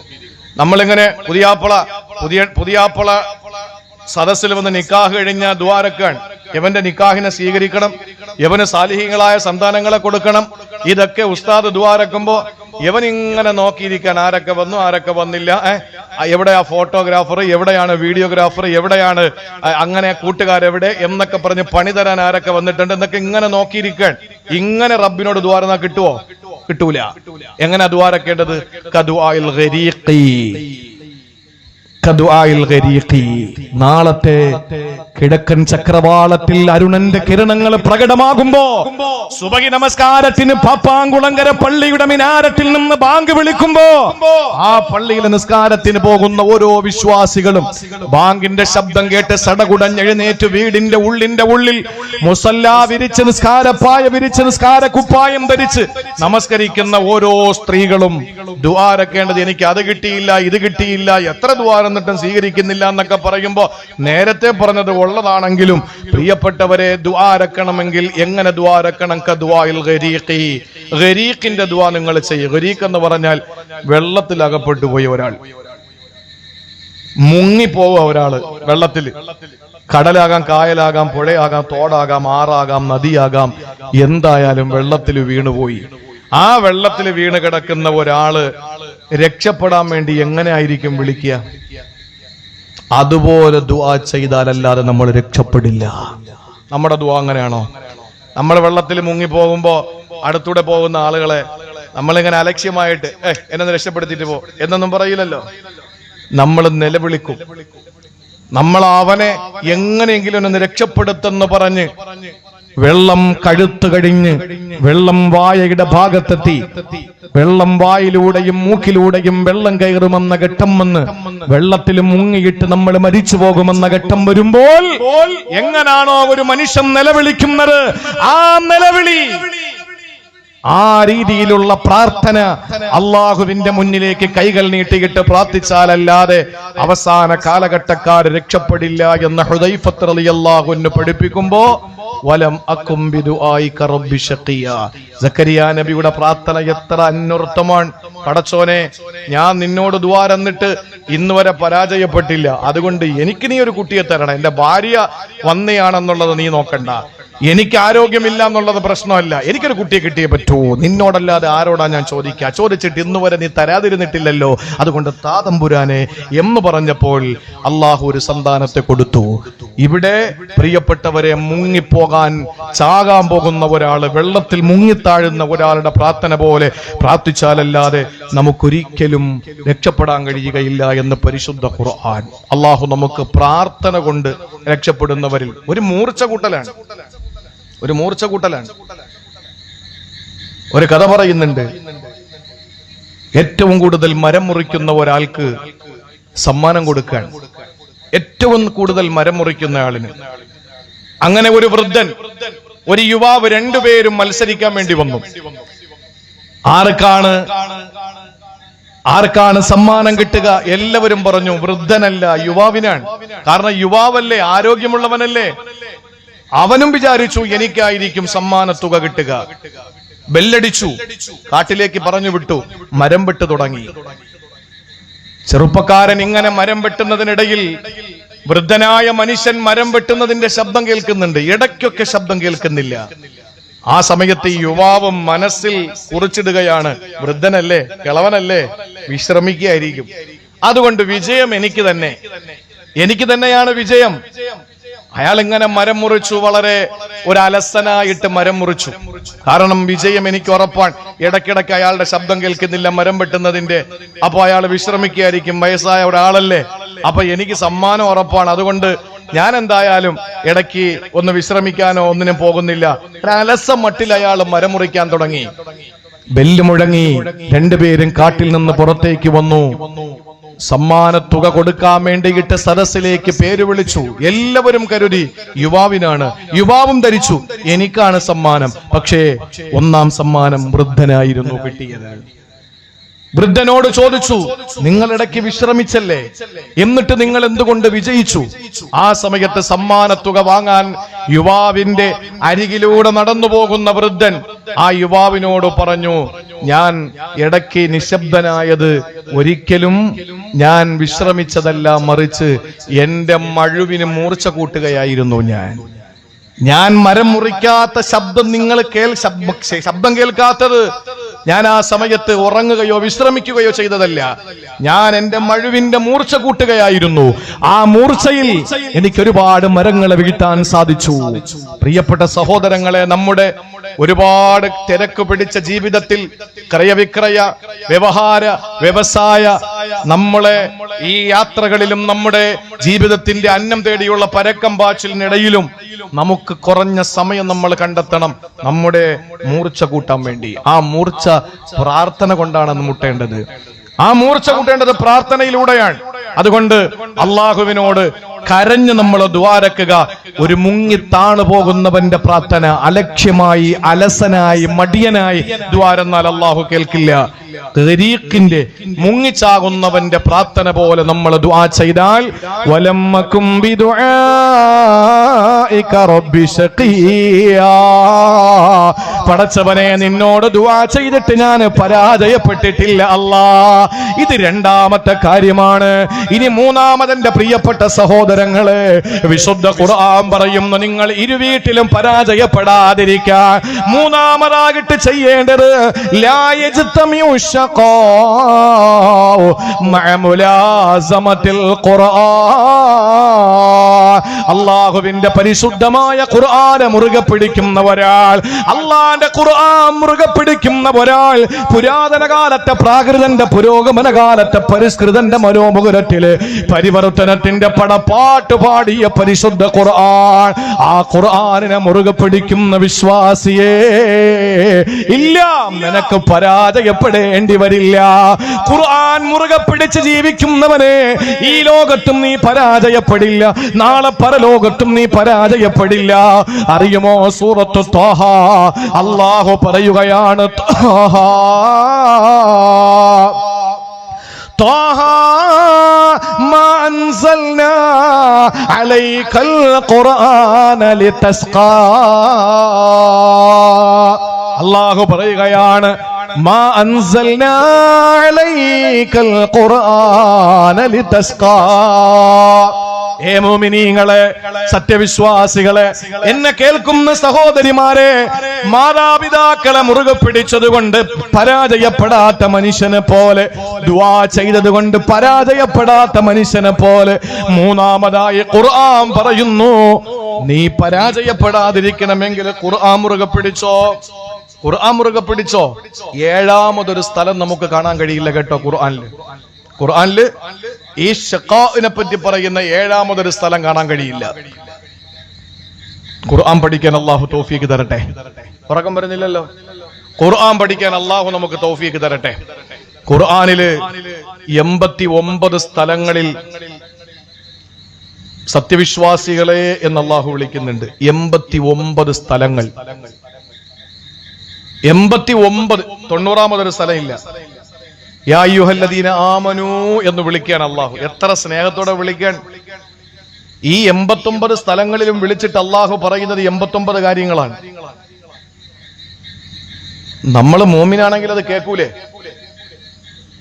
20 സ്ഥലങ്ങളിൽ യാ അയ്യുഹന്നാസ് മനുഷ്യരെ എന്ന് വിളിക്കുന്നുണ്ട്. പാപ്പാങ്കുളങ്കരയിലെ ഹിന്ദുവിനെയും വിളിച്ചത് അതാണ്, ക്രിസ്ത്യാനിയെയും വിളിച്ചത് അവിടെയാണ്. മതമില്ലാത്ത നിരീശ്വരവാദികളെയും അതുപോലെ തന്നെ ഇവിടത്തെ യുക്തിവാദികളെയും വിളിക്കുന്നു മനുഷ്യരെ എന്ന്. 89 സ്ഥലങ്ങളിൽ വിളിച്ചു പറഞ്ഞ കാര്യങ്ങളിൽ ആർക്കും കുരുപൊട്ടേണ്ട കാര്യമില്ല. അത് മോമിനീങ്ങളെ മാത്രം വിളിച്ചു പറഞ്ഞ കാര്യമാണ്. അത് വിശ്വാസികളെ മാത്രം വിളിച്ചു പറയുന്ന കാര്യമാണ്. അതിൽ കേട്ടിട്ട് അതിൽ പറയുന്ന കാര്യം കേട്ടിട്ട് ആരും തുള്ളുകയൊന്നും വേണ്ട. അത് മോമിനീങ്ങൾക്ക് മനസ്സിലാകും. നേരെ മറിച്ച് 20 സ്ഥലങ്ങളിൽ മനുഷ്യരെ എന്ന് വിളിക്കുന്നുണ്ട്. അത് മുസ്ലിം അടക്കമുള്ള ലോകത്തുള്ള മുഴുവൻ മനുഷ്യർക്കും ബാധകമാണ്. ഖുർആൻ പഠിക്കും. അള്ളാഹു തൗഫീഖ് തരട്ടെ. യാ ബനി ആദം, ആദമിന്റെ മക്കളെ എന്ന് 5 സ്ഥലങ്ങളിൽ വിളിക്കുന്നുണ്ട്. 89 സ്ഥലങ്ങളിൽ മോമിനീങ്ങളെ എന്ന് വിളിച്ചു. മഹാനായ ഇബ്നു അബ്ബാസ് റളിയല്ലാഹു അൻഹു പറയുന്നുണ്ട്, അള്ളാഹു അങ്ങനെ വിളിച്ചാൽ വിളിക്ക് ഉത്തരം കൊടുക്കേണ്ടത് നമ്മുടെ ബാധ്യതയാണ്. ആ 89 കാര്യങ്ങളും അടങ്ങിയ ഒരു ചെറിയ പുസ്തകം ഞാൻ അത് രചിക്കുകയും അത് റമളാന് തൊട്ട് മുമ്പ് 3-4 ദിവസം മുമ്പ് പ്രകാശനം ചെയ്യുകയും ചെയ്തു. ഒരുപാട് മന്ത്രി രാഷ്ട്രീയ പ്രമുഖരും പണ്ഡിതന്മാരും ഒക്കെ പങ്കെടുത്ത ഒരു പരിപാടിയിൽ അതിന്റെ പ്രകാശനം കഴിഞ്ഞു. ഇൻഷാ അല്ലാഹ് പോകുമ്പോൾ അത് ഇവിടെ നിന്ന് വാങ്ങാൻ പറ്റും. ആവശ്യമുള്ളവർ വാങ്ങിപ്പോവാം. ഖുർആൻ നമ്മളൊന്ന് പഠിക്കും. 7ാമതൊരു സ്ഥലമല്ല പറഞ്ഞിട്ടില്ല. ഒരു മനുഷ്യൻ ഒരിക്കലും പരാജയപ്പെടില്ല എന്ന് പറഞ്ഞ് അള്ളാഹുവിന്റെ വിശുദ്ധ ഖുർആനിൽ 6 സ്ഥലങ്ങളിൽ അള്ളാഹു പറഞ്ഞ 6 കാര്യങ്ങൾ. 1 മാതാപിതാക്കൾക്ക് ഗുണം ചെയ്യൽ, 2 ദുആ, 3ാമതായിട്ട് എന്റെ പ്രിയപ്പെട്ട സഹോദരങ്ങളെ ഖുർആൻ പറയുന്നു, ഖുർആൻ നിങ്ങൾ മുറുകെ പിടിക്ക്, പരാജയപ്പെടില്ല. ഏതെങ്കിലുമൊക്കെ സ്ഥാപനത്തിൽ ജോലി ചെയ്യുന്ന ചില ആളുകളുണ്ട്, ഗവൺമെന്റ് സ്ഥാപനങ്ങളിൽ. നമ്മളൊക്കെ അവിടെ പോകേണ്ടി വന്നാൽ ചില ഘട്ടങ്ങളിൽ നമ്മളൊക്കെ കാണുമ്പോൾ അവർക്ക് വല്ലാത്തൊരു വെപ്രാളം വരും. എന്താണെന്നറിയോ? നിങ്ങെറങ്ങാനം വന്ന് സലാം പറയോ? ഞാൻ ഇവിടെ ഒരു പരുവത്തിലിരുന്ന് പോകാൻ, നീങ്ങാനം വന്ന് അസ്സലാമു അലൈക്കും എന്ന് സലാം പറഞ്ഞാൽ മടക്കാതിരിക്കാൻ പറ്റുമോ? മടക്കാൻ പറ്റുമോ? മടക്കിയാൽ അതോടുകൂടി ഞാൻ ഈ സ്ഥാപനത്തിൽ അല്ലെങ്കിൽ ഓഫീസിൽ ഞാൻ ഒറ്റപ്പെട്ടു പോകും. മടക്കാതിരുന്നാൽ അത് തെറ്റുമാണ്. പള്ളിയിൽ പോകുമ്പോൾ അയാൾ ചോദിക്കുകയും ചെയ്യും. ഇതാണ് ചില ആളുകളുടെ മാനസികാവസ്ഥ. ഏടോ കൊട്ടാരത്തിലാകട്ടെ, കുടിലാകട്ടെ, രാജാവിന്റെ മുമ്പിലാകട്ടെ, പ്രജയുടെ മുമ്പിലാകട്ടെ, യോദ്ധാവിന്റെ മുമ്പിലാകട്ടെ, വീട്ടിലാകട്ടെ, പ്രസ്ഥാനത്തിലാകട്ടെ, സ്ഥാപനത്തിലാകട്ടെ, പള്ളിയിലാകട്ടെ, പള്ളിക്കൂടത്തിലാകട്ടെ, എവിടെയായിരുന്നാലും നമുക്ക് അള്ളാഹുവിന്റെ ഖുർആൻ വിട്ടുള്ള ഒരു കളിയും വേണ്ട. പരാജയപ്പെടില്ലെന്ന് അല്ലാഹ് തന്നെയല്ലേ പറഞ്ഞത്? മാൻസൽനാ അലൈക്കൽ ഖുർആന ലിതസ്ഖാ ത്വാഹ മാൻസൽനാ അലൈക്കൽ ഖുർആന ലിതസ്ഖാ. സൂറത്തു ത്വാഹയിൽ അല്ലാഹ് പറയുകയാണ്, ഇല്ല, നീ ഖുർആൻ അനുസരിച്ച് ജീവിച്ചാൽ, ഖുർആൻ മുറുകെ പിടിച്ചു ജീവിച്ചാൽ ഒരിടത്തും ദുനിയാവിലും ആഖിറത്തിലും പരാജയപ്പെടില്ല. ഒരുപാട് വിശദീകരിക്കേണ്ട കാര്യമില്ല. ഒരു ചെറിയ സംഭവം ഞാൻ നിങ്ങളോട് പറയട്ടെ. കിസ്റ വിറച്ചുപോയ, കൈസർ വിറച്ചുപോയ, ലോകം മുഴുവനും അല്ല, ഈ മഹത്തായ മരണമനോഹരമായ മഴവിൽ മനോഹാരിത കൊണ്ട് അനുഗ്രഹീതമായ ലോകത്തെ ഏറ്റവും വലിയ മതേതരത്വ രാജ്യമാകുന്ന ഇന്ത്യ ഇന്നലെയല്ലേ 947 നിന്ന് ഇന്നലെ 2025 ഓഗസ്റ്റ് 15-ാം തീയതി എത്തിയപ്പോൾ 78 വർഷം കഴിഞ്ഞിട്ട് 79ലേക്ക് കാലെടുത്തു വെക്കുന്ന ഈ രാജ്യത്തിന്റെ സ്വാതന്ത്ര്യത്തിന്റെ ശുദ്ധവായു നമ്മൾ ശ്വസിക്കുകയാണ്. സുന്ദരമായ മനോഹരമായ രാജ്യത്തിന്റെ സ്വാതന്ത്ര്യം നമുക്ക് കിട്ടി. വെള്ളക്കാരെ നമ്മൾ പുറത്താക്കി, അല്ലേ? വെള്ളക്കാരെ പുറത്താക്കി, ഒരുമിച്ച് നിന്ന് വെള്ളക്കാരെ നമ്മൾ പുറത്താക്കി. ഇനിയും നമ്മൾ ഒരുമിക്കേണ്ടിയിരിക്കുന്നു. എന്തിനാ വെള്ളക്കാരെ പുറത്താക്കാൻ എല്ലാവരും ഒരുമിച്ച് നിന്നു. ഹിന്ദുവും മുസൽമാനും ക്രിസ്ത്യനും എല്ലാവരും ഒരുമിച്ച് നിന്നു വെള്ളക്കാരെ പുറത്താക്കി. ഇനിയും നമ്മൾ ഒരുമിച്ച് നിൽക്കണം കൊള്ളക്കാരെ പുറത്താക്കാൻ. വെള്ളക്കാരെ പുറത്താക്കിയതുപോലെ കൊള്ളക്കാരെ പുറത്താക്കണം. രാജ്യത്തില് അവസ്ഥ പരിതാപകരമാണ്. രാജ്യത്തിന്റെ മഴവിൽ മനോഹാരിത കെട്ടുപോയി. വിഭജനത്തിന്റെ 78 വർഷം എന്ന് പറഞ്ഞ് പരിചയപ്പെടുത്തി വിഭജനത്തിന്റെ പേരിൽ, ദുരാഷ്ട്രത്തിന്റെ പേരിൽ ഏറ്റവും കൂടുതൽ സങ്കടം അനുഭവിച്ചതും നീറ്റൽ അനുഭവിച്ചതും വേദനകൾ അനുഭവിച്ചതും ഈ സമുദായമാണ്. നമ്മൾ മറന്നുപോയിട്ടില്ല. ഏറ്റവും കൂടുതൽ വിഭജനത്തിന്റെ പേരിൽ അനുഭവിച്ച പീഡനങ്ങളും വേദനകളും ഈ സമുദായമായിരുന്നു. എന്നാൽ ഈ സമുദായത്തിന്റെ നേതാക്കന്മാരായ മതകലാലയങ്ങളിൽ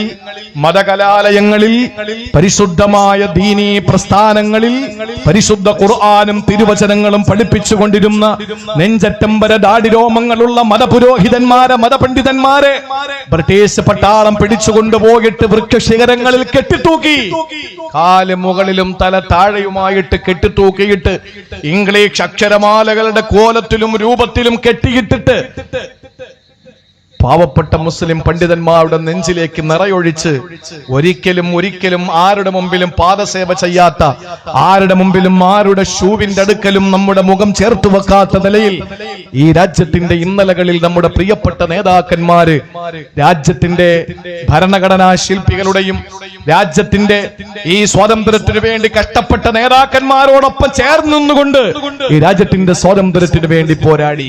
എന്റെ പ്രിയപ്പെട്ട സഹോദരങ്ങൾ മനസ്സിലാക്കണം, ഈ ഇന്ത്യ മഹാരാജ്യം, ഞാൻ പറഞ്ഞു വരുന്നത് ഈ ഇന്ത്യ മഹാരാജ്യത്ത് നമുക്കറിയുന്നത് പോലെ ഇത്രയും വലിയ ഒരു മഹാ സ്വാതന്ത്ര്യം നമുക്ക് ലഭിച്ചു. എത്ര വളരെ സന്തോഷമാണ്. ഈ പരിശുദ്ധമായ നമ്മുടെ മണ്ണ് അള്ളാഹു നമുക്ക് എക്കാലവും ഈ സ്വാതന്ത്ര്യവും ഈ സമത്വവും ഐക്യവും സാഹോദര്യവും നീതിയും ധർമ്മവും നിലനിർത്തിക്കൊണ്ടുപോകാൻ അള്ളാഹു നമുക്കും നമ്മുടെ പരമ്പരകൾക്കും അള്ളാഹു തൗഫീക്ക് തരട്ടെ. എത്ര മനോഹരമായ രാജ്യമാണ് പ്രിയപ്പെട്ട സഹോദരങ്ങളെ. വിശുദ്ധ ഖുർആൻ, ഞാൻ പറഞ്ഞത് വിശുദ്ധ ഖുർആൻ ആര് മുറുകെ പിടിക്കുന്നുവോ ആ മുറുകെ പിടിക്കുന്ന ഒരുത്തനും പരാജയപ്പെട്ടു പോകില്ല. ഞാൻ പറഞ്ഞല്ലോ, ഈ പ്രവിശാലമായ ഇന്ത്യ മഹാരാജ്യം, ഈ രാജ്യത്ത് ഏതെങ്കിലും ഒരു ഭരണാധികാരിയുടെ ഭരണം കിട്ടിയെങ്കിൽ എന്ന് ഈ രാജ്യത്തിന്റെ രാഷ്ട്രപിതാവ് കൊതിച്ചിട്ടുണ്ടെങ്കിൽ അത് ആരുടെ ഭരണമാണ്? ഖലീഫ ഉമറുൽ ഫാറൂഖ് റളിയല്ലാഹു അൻഹുവിന്റെ ഭരണം. ആലോചിച്ചൊക്കെ ചെറിയ കാര്യമാണോ? ഉമർ റളിയല്ലാഹു തആല അൻഹുവിന്റെ ഭരണം ഇന്ത്യയിൽ കൊണ്ടുവന്നിരുന്നെങ്കിൽ കൊള്ളാമായിരുന്നു എന്ന് കൊതിച്ചത് വലിഞ്ഞു കയറി വന്ന ഏതെങ്കിലും ഒരാളല്ല. പിന്നെയോ ഈ രാജ്യത്തിന് വേണ്ടിയിട്ട് രാഷ്ട്രത്തിന്റെ പിതാവെന്നറിയപ്പെടുന്ന, രാഷ്ട്രപിതാവെന്ന് വാഴ്ത്തപ്പെടുന്ന, ഈ രാജ്യത്തെ ഓരോ ജനാധിപത്യ വിശ്വാസികളും നെഞ്ചിലേറ്റുന്ന മഹാനായ മഹാത്മജി, ആ മഹാത്മാഗാന്ധി പറയാണ് രാജ്യത്ത് ഖലീഫ ഉമറിന്റെ ഭരണം വേണം, കൊള്ളാം എന്ന്. എന്തുകൊണ്ടാണ്? നടന്നു പോകുന്ന ഏതെങ്കിലും, ഓടിപ്പോകുന്ന ഏതെങ്കിലും ഒരു ഒട്ടകമോ ഒരു കുതിരയോ ഒരു കഴുതയോ ഒരു കോവർ കഴുതയോ അതിന്റെ കാലെങ്ങാനം ഒരു കുഴിയിൽ വീണ് കാല് ഒടിഞ്ഞു പോയാൽ നാളെ പടച്ചവന്റെ മുമ്പിൽ ഞാൻ സമാധാനം പറയേണ്ടി വരും എന്ന് പേടിച്ചുപോയ ഉമറിന്റെ ഭരണം വന്നാൽ ഈ പാപ്പാങ്കുളങ്ങരയിലേക്ക് വരുന്ന വഴി ഇത്രയും കട്ടപ്പാടുണ്ടാവുമോ? നമ്മുടെ ഹൈവേകൾ പ്രശ്നം ഉണ്ടാവുമോ? നമ്മുടെ ഈ രാജ്യം എത്ര സുന്ദരമായിരിക്കും ഒന്ന് ആലോചിച്ച് നോക്കിയേ. ഒരു മനുഷ്യനെന്നല്ല, ഒരു മൃഗം, ഒരു പൂച്ചയുടെയോ ഒരു പട്ടിയുടെയോ ഒരു ആടിന്റെയോ കാല് ആ പോകുന്ന വഴിയിൽ കുഴിയിൽ വീണ് ഒടിഞ്ഞു പോയാൽ ഈ ഉമർ റബ്ബിന്റെ മുമ്പിൽ പിടിച്ചു നിർത്തപ്പെടുമെന്ന് പേടിച്ചു പോയ ഉമർ ഇബ്നുൽ ഖത്താബ് റളിയല്ലാഹു അൻഹു, കിസ്റ പേടിച്ചുപോയി, കൈസർ വിറച്ചുപോയി. ഒരു പെണ്ണും ഇന്നുവരെ അങ്ങനെ ഒരു ധീരനായ ഒരു ഭരണാധികാരിയെ പ്രസവിച്ചിട്ടില്ല, ഇനിയൊട്ടും പ്രസവിക്കുകയുമില്ല. ഒരു പ്രതീക്ഷയും നമുക്ക് വേണ്ട. അത്രയും വലിയ ഭരണാധികാരി ഖലീഫ ഉമറുൽ ഫാറൂഖ്. അറിയല്ലോ, ഉമർ റളിയല്ലാഹു അൻഹു പൂച്ചക്കാരും മണി കെട്ടുമെന്ന് ചോദിച്ചതുപോലെ ദാറുൻ നദുവയിൽ വെച്ചൊരു യോഗം കൂടി മുഹമ്മദ് നബിയെ കൊല്ലണം. എല്ലാരും പറഞ്ഞു കൊല്ലണം, അതൊരു തർക്കമില്ല. എല്ലാരും പറഞ്ഞു കൊല്ലണം. മുഹമ്മദിനെ കൊന്നല്ലാതെ ആർക്കും പിന്നെ രണ്ടാമതൊരു അഭിപ്രായമില്ല. മുഹമ്മദിനെ കൊന്നേ പറ്റൂ. ശരി, ആ കാര്യത്തിൽ നമ്മൾ ഏകോപിച്ചു. ആര് കൊല്ലും? ഞാൻ കൊല്ലില്ല. എല്ലാരും ഒഴിഞ്ഞു. കാരണം ഏറ്റവും ചെറിയ കുടുംബമല്ല, ബനു ഹാഷിമാണ്, ഖുറൈശി കുടുംബമാണ്. ആരാ മുഹമ്മദിനെ കൊല്ലുക? ആ സമയത്ത് യാതൊരു ഉളുപ്പുമില്ലാതെ, യാതൊരു അറപ്പുമില്ലാതെ, യാതൊരു വെറുപ്പുമില്ലാതെ, ഒരു പേടിയുമില്ലാതെ ചാടി എണീച്ചു ഖത്താബിന്റെ മകൻ ഹംദമയുടെ മകൻ. ഒരു കാലഘട്ടത്തിൽ മലമടക്കുകളിൽ ആട്ടിൻപറ്റങ്ങളെ മേച്ച് നടന്ന് യുവാവായപ്പോൾ സിറിയയിലേക്ക് പോയി പട്ട് കച്ചവടം നടത്തി, പട്ടുവസ്ത്ര കച്ചവടം നടത്തി ഉക്കാല ചന്തയുടെ മുതലാളിയായി മാറിയ ഖത്താബിന്റെയും ഹംദമയുടെയും മകൻ ഉമർ എഴുന്നേറ്റു. എന്നിട്ട് പറഞ്ഞു, ഞാൻ കൊല്ലാം. ഊരിപ്പിടിച്ച വാളുമായിട്ട് പോകുന്ന വഴിയിൽ ആദ്യം നിന്റെ കുടുംബത്തെ പോയി നന്നാക്കടോ എന്ന് പറഞ്ഞു തന്റെ ഇടത്തോടെ. നിന്റെ സഹോദരി മുസ്ലിമായിരിക്കാണെന്ന് പറഞ്ഞു. വന്നു. ഖുർആൻ പഠിപ്പിക്കപ്പെട്ടുകൊണ്ടിരുന്ന ഫാത്തിമ എന്ന സഹോദരിയുടെ കയ്യിലിരിക്കുന്ന ഖുർആൻ ചോദിച്ചു, ഇങ്ങോട്ട് തായോ? ഇല്ല, അതിനുള്ള യോഗ്യത നിനക്കില്ല. മുഖത്തേക്ക് കൈ കൊണ്ട് ആ പാവപ്പെട്ട സഹോദരിയുടെ കപോലത്തിലേക്ക് അടിച്ചപ്പോൾ മുഖത്തേക്ക് അടി വീണ ആ പ്രിയപ്പെട്ട സഹോദരിയുടെ കയ്യിൽ നിന്ന് തെറിച്ചു പോകുന്ന ഖുർആനിനെ ഓടിച്ചെന്ന് എടുക്കുമ്പോ തന്റെ പരിശുദ്ധ ഖുർആനിന്റെ വിശുദ്ധി കാത്തു സൂക്ഷിക്കുമ്പോഴും കവിൽത്തടം ഊതി വീർക്കുന്ന ആ നിലയിൽ തന്റെ പ്രിയപ്പെട്ട ഖുർആനോട് കാണിക്കുന്ന അദമ്യമായ സ്നേഹവും ആദരവും കണ്ടിട്ട്, ഇതെന്താണ് ഈ ഖുർആൻ, ഒന്ന് താ നോക്കട്ടെ. ഉരിപ്പിടിച്ച വാളുമായിട്ട് നബിതങ്ങളെ കൊല്ലാൻ വേണ്ടി വന്ന ഖത്താബിന്റെ ഹംദമയുടെ മകൻ ഉമർ റളിയല്ലാഹു അൻഹു, ഖുർആൻ വിരോധിയായ ഉമർ. നിങ്ങൾ ആലോചിച്ചു നോക്കൂ, ഈ മുഹമ്മദ് കൊണ്ടുവന്ന ഖുർആൻ എന്റെ സഹോദരി ഖുർആൻ പഠിച്ചിട്ടുണ്ടെങ്കിൽ അവളുമായിട്ടുള്ള ബന്ധം ഡിസ്കണക്ട് ചെയ്യുകയാണ് എന്ന് പറഞ്ഞിട്ട് ഭാര്യയുടെ സഹോദരിയുടെ മുഖപ്പടിക്കാൻ ചങ്കൂറ്റം കാണിച്ച ഉമർ ഇബ്നുൽ ഖത്താബ് റളിയല്ലാഹു അൻഹു അവസാനം മുസ്ലിമായതിനു ശേഷം ഉമർ തങ്ങളുടെ മനസ്സിൽ വന്ന മോഹം പോലെ അള്ളാഹു 15 ആയത്തുകൾ ഇറക്കി കൊടുത്തു. അറിയോ, ഒരായത്തിനെ, ഒരു കാര്യത്തെ പറ്റി ആലോചിക്കാൻ ഇങ്ങനെ ഒരു നിയമം ഉണ്ടായിരുന്നെങ്കിൽ കൊള്ളാം. അള്ളാഹ് സെക്കൻഡിൽ ആയത്തിറക്കി കൊടുത്തു. മദ്യനിരോധനം. മദ്യനിരോധനം ആരുടെ മനസ്സിന്റെ ആഗ്രഹമാണ്? ഉമർ ഫാറൂഖ് റളിയല്ലാഹു അൻഹുവിന്റെ. ഉംറയ്ക്ക് പോയ തവാഫ് കഴിഞ്ഞാൽ എന്താ ചെയ്യാ? ഉംറയ്ക്ക് പോയ ഒരു കൂട്ടത്തിലുണ്ടല്ലോ, ഹജ്ജിന് പോയവരുണ്ടല്ലോ, 7 ചുറ്റല് കഴിഞ്ഞ പിന്നെ എന്താ ചെയ്യാ? ഒന്ന് ഓർത്തു നോക്കിയേ, ഒന്ന് റിവൈൻഡ് ചെയ്ത് നമ്മുടെ മനസ്സിനെ പോയപ്പോൾ ഉള്ളത്. 7 തവാഫ് കഴിഞ്ഞാൽ നമ്മൾ സഈ ചെയ്യാൻ വേണ്ടി പോകും. ആ സഈ ചെയ്യുന്നതിന്റെ ഇടയിൽ തവാഫിൻ കഴിഞ്ഞാൽ പിന്നെ നമ്മൾ ചെയ്യുന്ന ഒരു പരിപാടി ഉണ്ട്. എന്താണ്? ആർക്കെങ്കിലും ഓർമ്മയുണ്ടോ?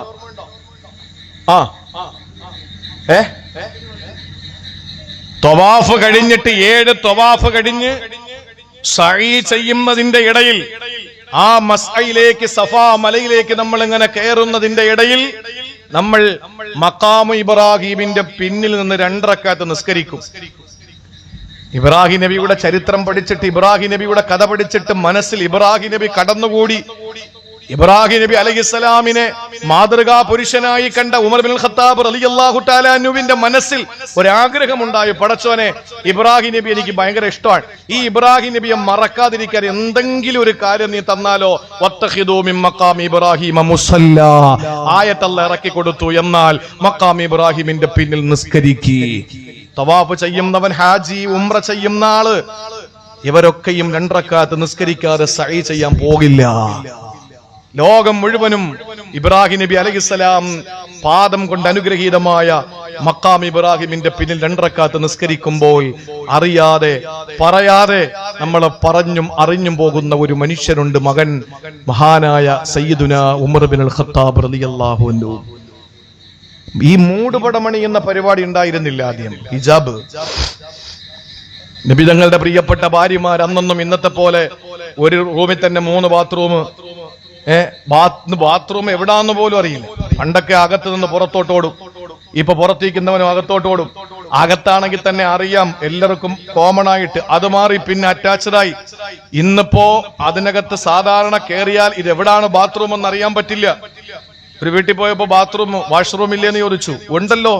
ഞാൻ പഠിച്ച പണി 18 നോക്കിയിട്ട് വാഷ്റൂം കാണുന്നില്ല. അവസാനം വന്ന അലമാര തുറന്ന അലമാരക്കകത്ത് വേറൊരു ഡോറ് തുറന്നപ്പോ അതിനകത്തൂടെയാണ് ബാത്റൂമിൽ കയറുന്ന വഴി. എവിടാണ് ബാത്റൂം എന്ന് പോലും അറിയാൻ പറ്റാത്ത അവസ്ഥ. വാഷ്റൂം എവിടാന്ന് അറിയാത്ത അവസ്ഥയിലേക്ക് അതിനെയൊക്കെ ഇങ്ങനെ മറച്ച്, അത് നല്ലതാ ഒരർത്ഥത്തില്.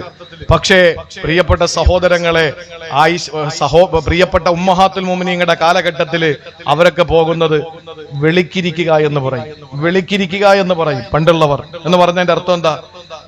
രണ്ടെണ്ണം ഉണ്ട്. വെളിക്കിരിക്കുകയും വിളക്കത്തിരിക്കുകയും. വിളക്കത്തിരിക്കുന്ന എവിടെയാണ്? പൊന്നാനിയിലാണ്. വിളക്കത്തിരിക്കുന്നത് പൊന്നാനിയിൽ. ചിരിക്കേണ്ട, മാർഗം ചെയ്യാൻ പോകുന്ന കാര്യമൊന്നുമല്ല ഈ പറയുന്ന. വിളക്കത്തിരിക്കുക എന്ന് പറഞ്ഞാൽ അന്നത്തെ സനതാണ്. മന്നാനിയിൽ പോയി ഞങ്ങൾ മന്നാനി എടുത്തു, ഫൈസാബാദിൽ പോയി ഉസ്താദ് ഫൈസി എടുത്തു, ബാക്കിയാത്തിൽ പോയി ചില ആളുകൾ ബാക്കവി എടുക്കും, ദയ്യുബന്തി പോയി കാസിമി എടുക്കും, ബാംഗ്ലൂർ പോയി റഷാദി എടുക്കും, അല്ലേ, കോഴിക്കോട് പോയി ദാരിമി എടുക്കും. ഇതൊക്കെ ഇങ്ങനെ എടുക്കുമ്പോഴും അന്നത്തെ ഡിഗ്രി, പണ്ട് കാലങ്ങളിലുള്ള മഹാന്മാരായ ഉസ്താദുമാർക്ക് ഡിഗ്രി എന്ന് പറയുന്നത് വിളക്കത്തിരിക്കലാണ്. എന്ന് പറഞ്ഞാൽ പൊന്നാനിയിൽ പോയി വിളക്കത്തിരിക്കും. പിന്നെ വെളിക്കിരിക്കുക എന്ന് പറയുന്നത് സ്വകാര്യ ആവശ്യങ്ങൾക്ക് വേണ്ടി പോകലാണ്. ഉമ്മഹാത്തുൽ മുഅ്മിനീങ്ങളായ പ്രിയപ്പെട്ട മഹിളാരത്നങ്ങൾ പുറത്തേക്ക് പോയി തിരിച്ചു വരുമ്പോ അവരുടെ ആവശ്യം കഴിഞ്ഞ് തിരിച്ചു വരുന്ന വഴിയിൽ ഉമർ റളിയല്ലാഹു അൻഹുവിടെ നിൽക്കാൻ അവരെ കണ്ടപ്പോ വല്ലാത്തൊരു സങ്കടം തോന്നി. അള്ളാന്റെ ഹബീബിന്റെ ഭാര്യമാരല്ലേ ഈ പോണത്, അവര് പോകുന്ന എവിടാന്ന് എല്ലാവർക്കും അറിയാം. അതൊരു കുറവല്ലേ? സിംഹാസനത്തിലോട്ട് കയറുന്ന പോലെ അല്ലല്ലോ ബാത്റൂമിലോട്ട് പോണത്. ഓഫീസിൽ നിന്ന് ഇറങ്ങി വരുന്നത് പോലെ അല്ലല്ലോ ബാത്റൂമിൽ നിന്ന് വരുന്നത്. എന്തായാലും അതൊരു കുറവ് തന്നെയാണ്. ആ കുറവ് മറ്റുള്ളവരുടെ മനസ്സിൽ ഉമ്മഹാത്തുൽ മുഅ്മിനീങ്ങളുടെ ആദരവ് കുറച്ചു കളയുമോ? പടച്ചോനെ, ഈ വരുന്ന ആരാണെന്ന് അറിയാതിരിക്കാൻ എന്തെങ്കിലും ഒരു പോംവഴിയുണ്ടോ? ആ സമയത്ത് അല്ലാഹു ആയത്തിറക്കി കൊടുത്തു, യാ അയ്യുഹൻ നബിയ്യു ഖുൽ ലിഅസ്വാജിക വബനാതിക വനിസാഇൽ മുഅ്മിനീൻ. അള്ളാഹുവിന്റെ നബിയോട് പറഞ്ഞു, അള്ളാഹുവിന്റെ ഹബീബേ, അങ്ങയുടെ ഭാര്യമാരോടും പെൺമക്കളോടും വനിസാഇൽ മുഅ്മിനീൻ, പാപ്പാങ്കുളങ്ങരയിലെ പെണ്ണുങ്ങളോടും പറയണം, യുദ്നീന അലൈഹിന്ന മിൻ ജലാബീബിഹിന്ന, അവരുടെ ജിൽബാബുകൾ താഴ്ത്തിയിട്ട് കൊള്ളട്ടെ. ആരായി വരുന്നതെന്നറിയാതിരിക്കാൻ അവരങ്ങനെ ചെയ്തോട്ടെ എന്ന് ഖുർആന്റെ ആയത്തിറക്കി. ഉമ്മഹാത്തുൽ മുഅ്മിനീങ്ങൾ അനുസരിച്ചു, നബി തങ്ങളുടെ ഭാര്യ പ്രിയപ്പെട്ട മക്കൾ അനുസരിച്ചു, നമ്മുടെ പെണ്ണുങ്ങളിൽ ഇന്നലകളിലുള്ള പെണ്ണുങ്ങൾ അനുസരിച്ചു. നമുക്ക് അനുസരിക്കാൻ സൗകര്യമില്ല. നിങ്ങൾ പറയാനുള്ളത് പോയി പറ. നിങ്ങൾ പ്രസംഗിക്കാനുള്ളതൊക്കെ പ്രസംഗിച്ചോ. ഞങ്ങൾക്ക് സ്വാതന്ത്ര്യമുണ്ട്, ഞങ്ങൾക്ക് ഇഷ്ടമുള്ള വസ്ത്രം ധരിക്കുക എന്ന് പറഞ്ഞിട്ട് അത് ഒഴിവാക്കി. എന്റെ പ്രിയപ്പെട്ട സഹോദരങ്ങളെ, ഈ ഉമർ റളിയല്ലാഹു തആല അൻഹു, ഞാൻ അദ്ദേഹത്തെ പരിചയപ്പെടുത്തുകയാണ്. അദ്ദേഹത്തിന്റെ ധീരത പറയാൻ, അദ്ദേഹത്തിന്റെ ആ ശൗര്യം പറയാൻ, അദ്ദേഹത്തിന്റെ ആണത്വം പറയാൻ, അദ്ദേഹത്തിന്റെ ചങ്കൂറ്റം പറയാൻ. ഉമർ ഇബ്നുൽ ഖത്താബ് റളിയല്ലാഹു അൻഹു ധീരനാണ്, വീരനാണ്, വില്ലാളി വീരനാണ്, വിജിഗീഷുവാണ്. കിസ്റയും കൈസറും പേടിച്ചു പോയി. ആ ഉമർ ഇബ്നുൽ ഖത്താബ് റളിയല്ലാഹു തആല അൻഹുവിനെ വഴിയിൽ ഒരു വൃദ്ധയായ പെണ്ണ് പിടിച്ചു നിർത്തി, ഉമറേ അവിടെ നിൽക്കുമറേ, അവിടെ നിൽക്കുമറേ. കൂടെയുള്ള ആളുകളെ നോക്കുമ്പോ മദീനയുടെ ഭരണാധികാരിയാണ്, മദീനയുടെ ഭരണാധികാരിയായ ആ ഉമർ ഇബ്നുൽ ഖത്താബ് റളിയല്ലാഹു തആല അൻഹു ഇങ്ങനെ ഒരു അനുസരണയുള്ള ഒരു കുട്ടിയെ പോലെ ഒരു വൃദ്ധയായ സ്ത്രീയുടെ മുമ്പിൽ ഇങ്ങനെ നിൽക്കാൻ. ആ സ്ത്രീ എന്തൊക്കെയോ പറയുന്നു.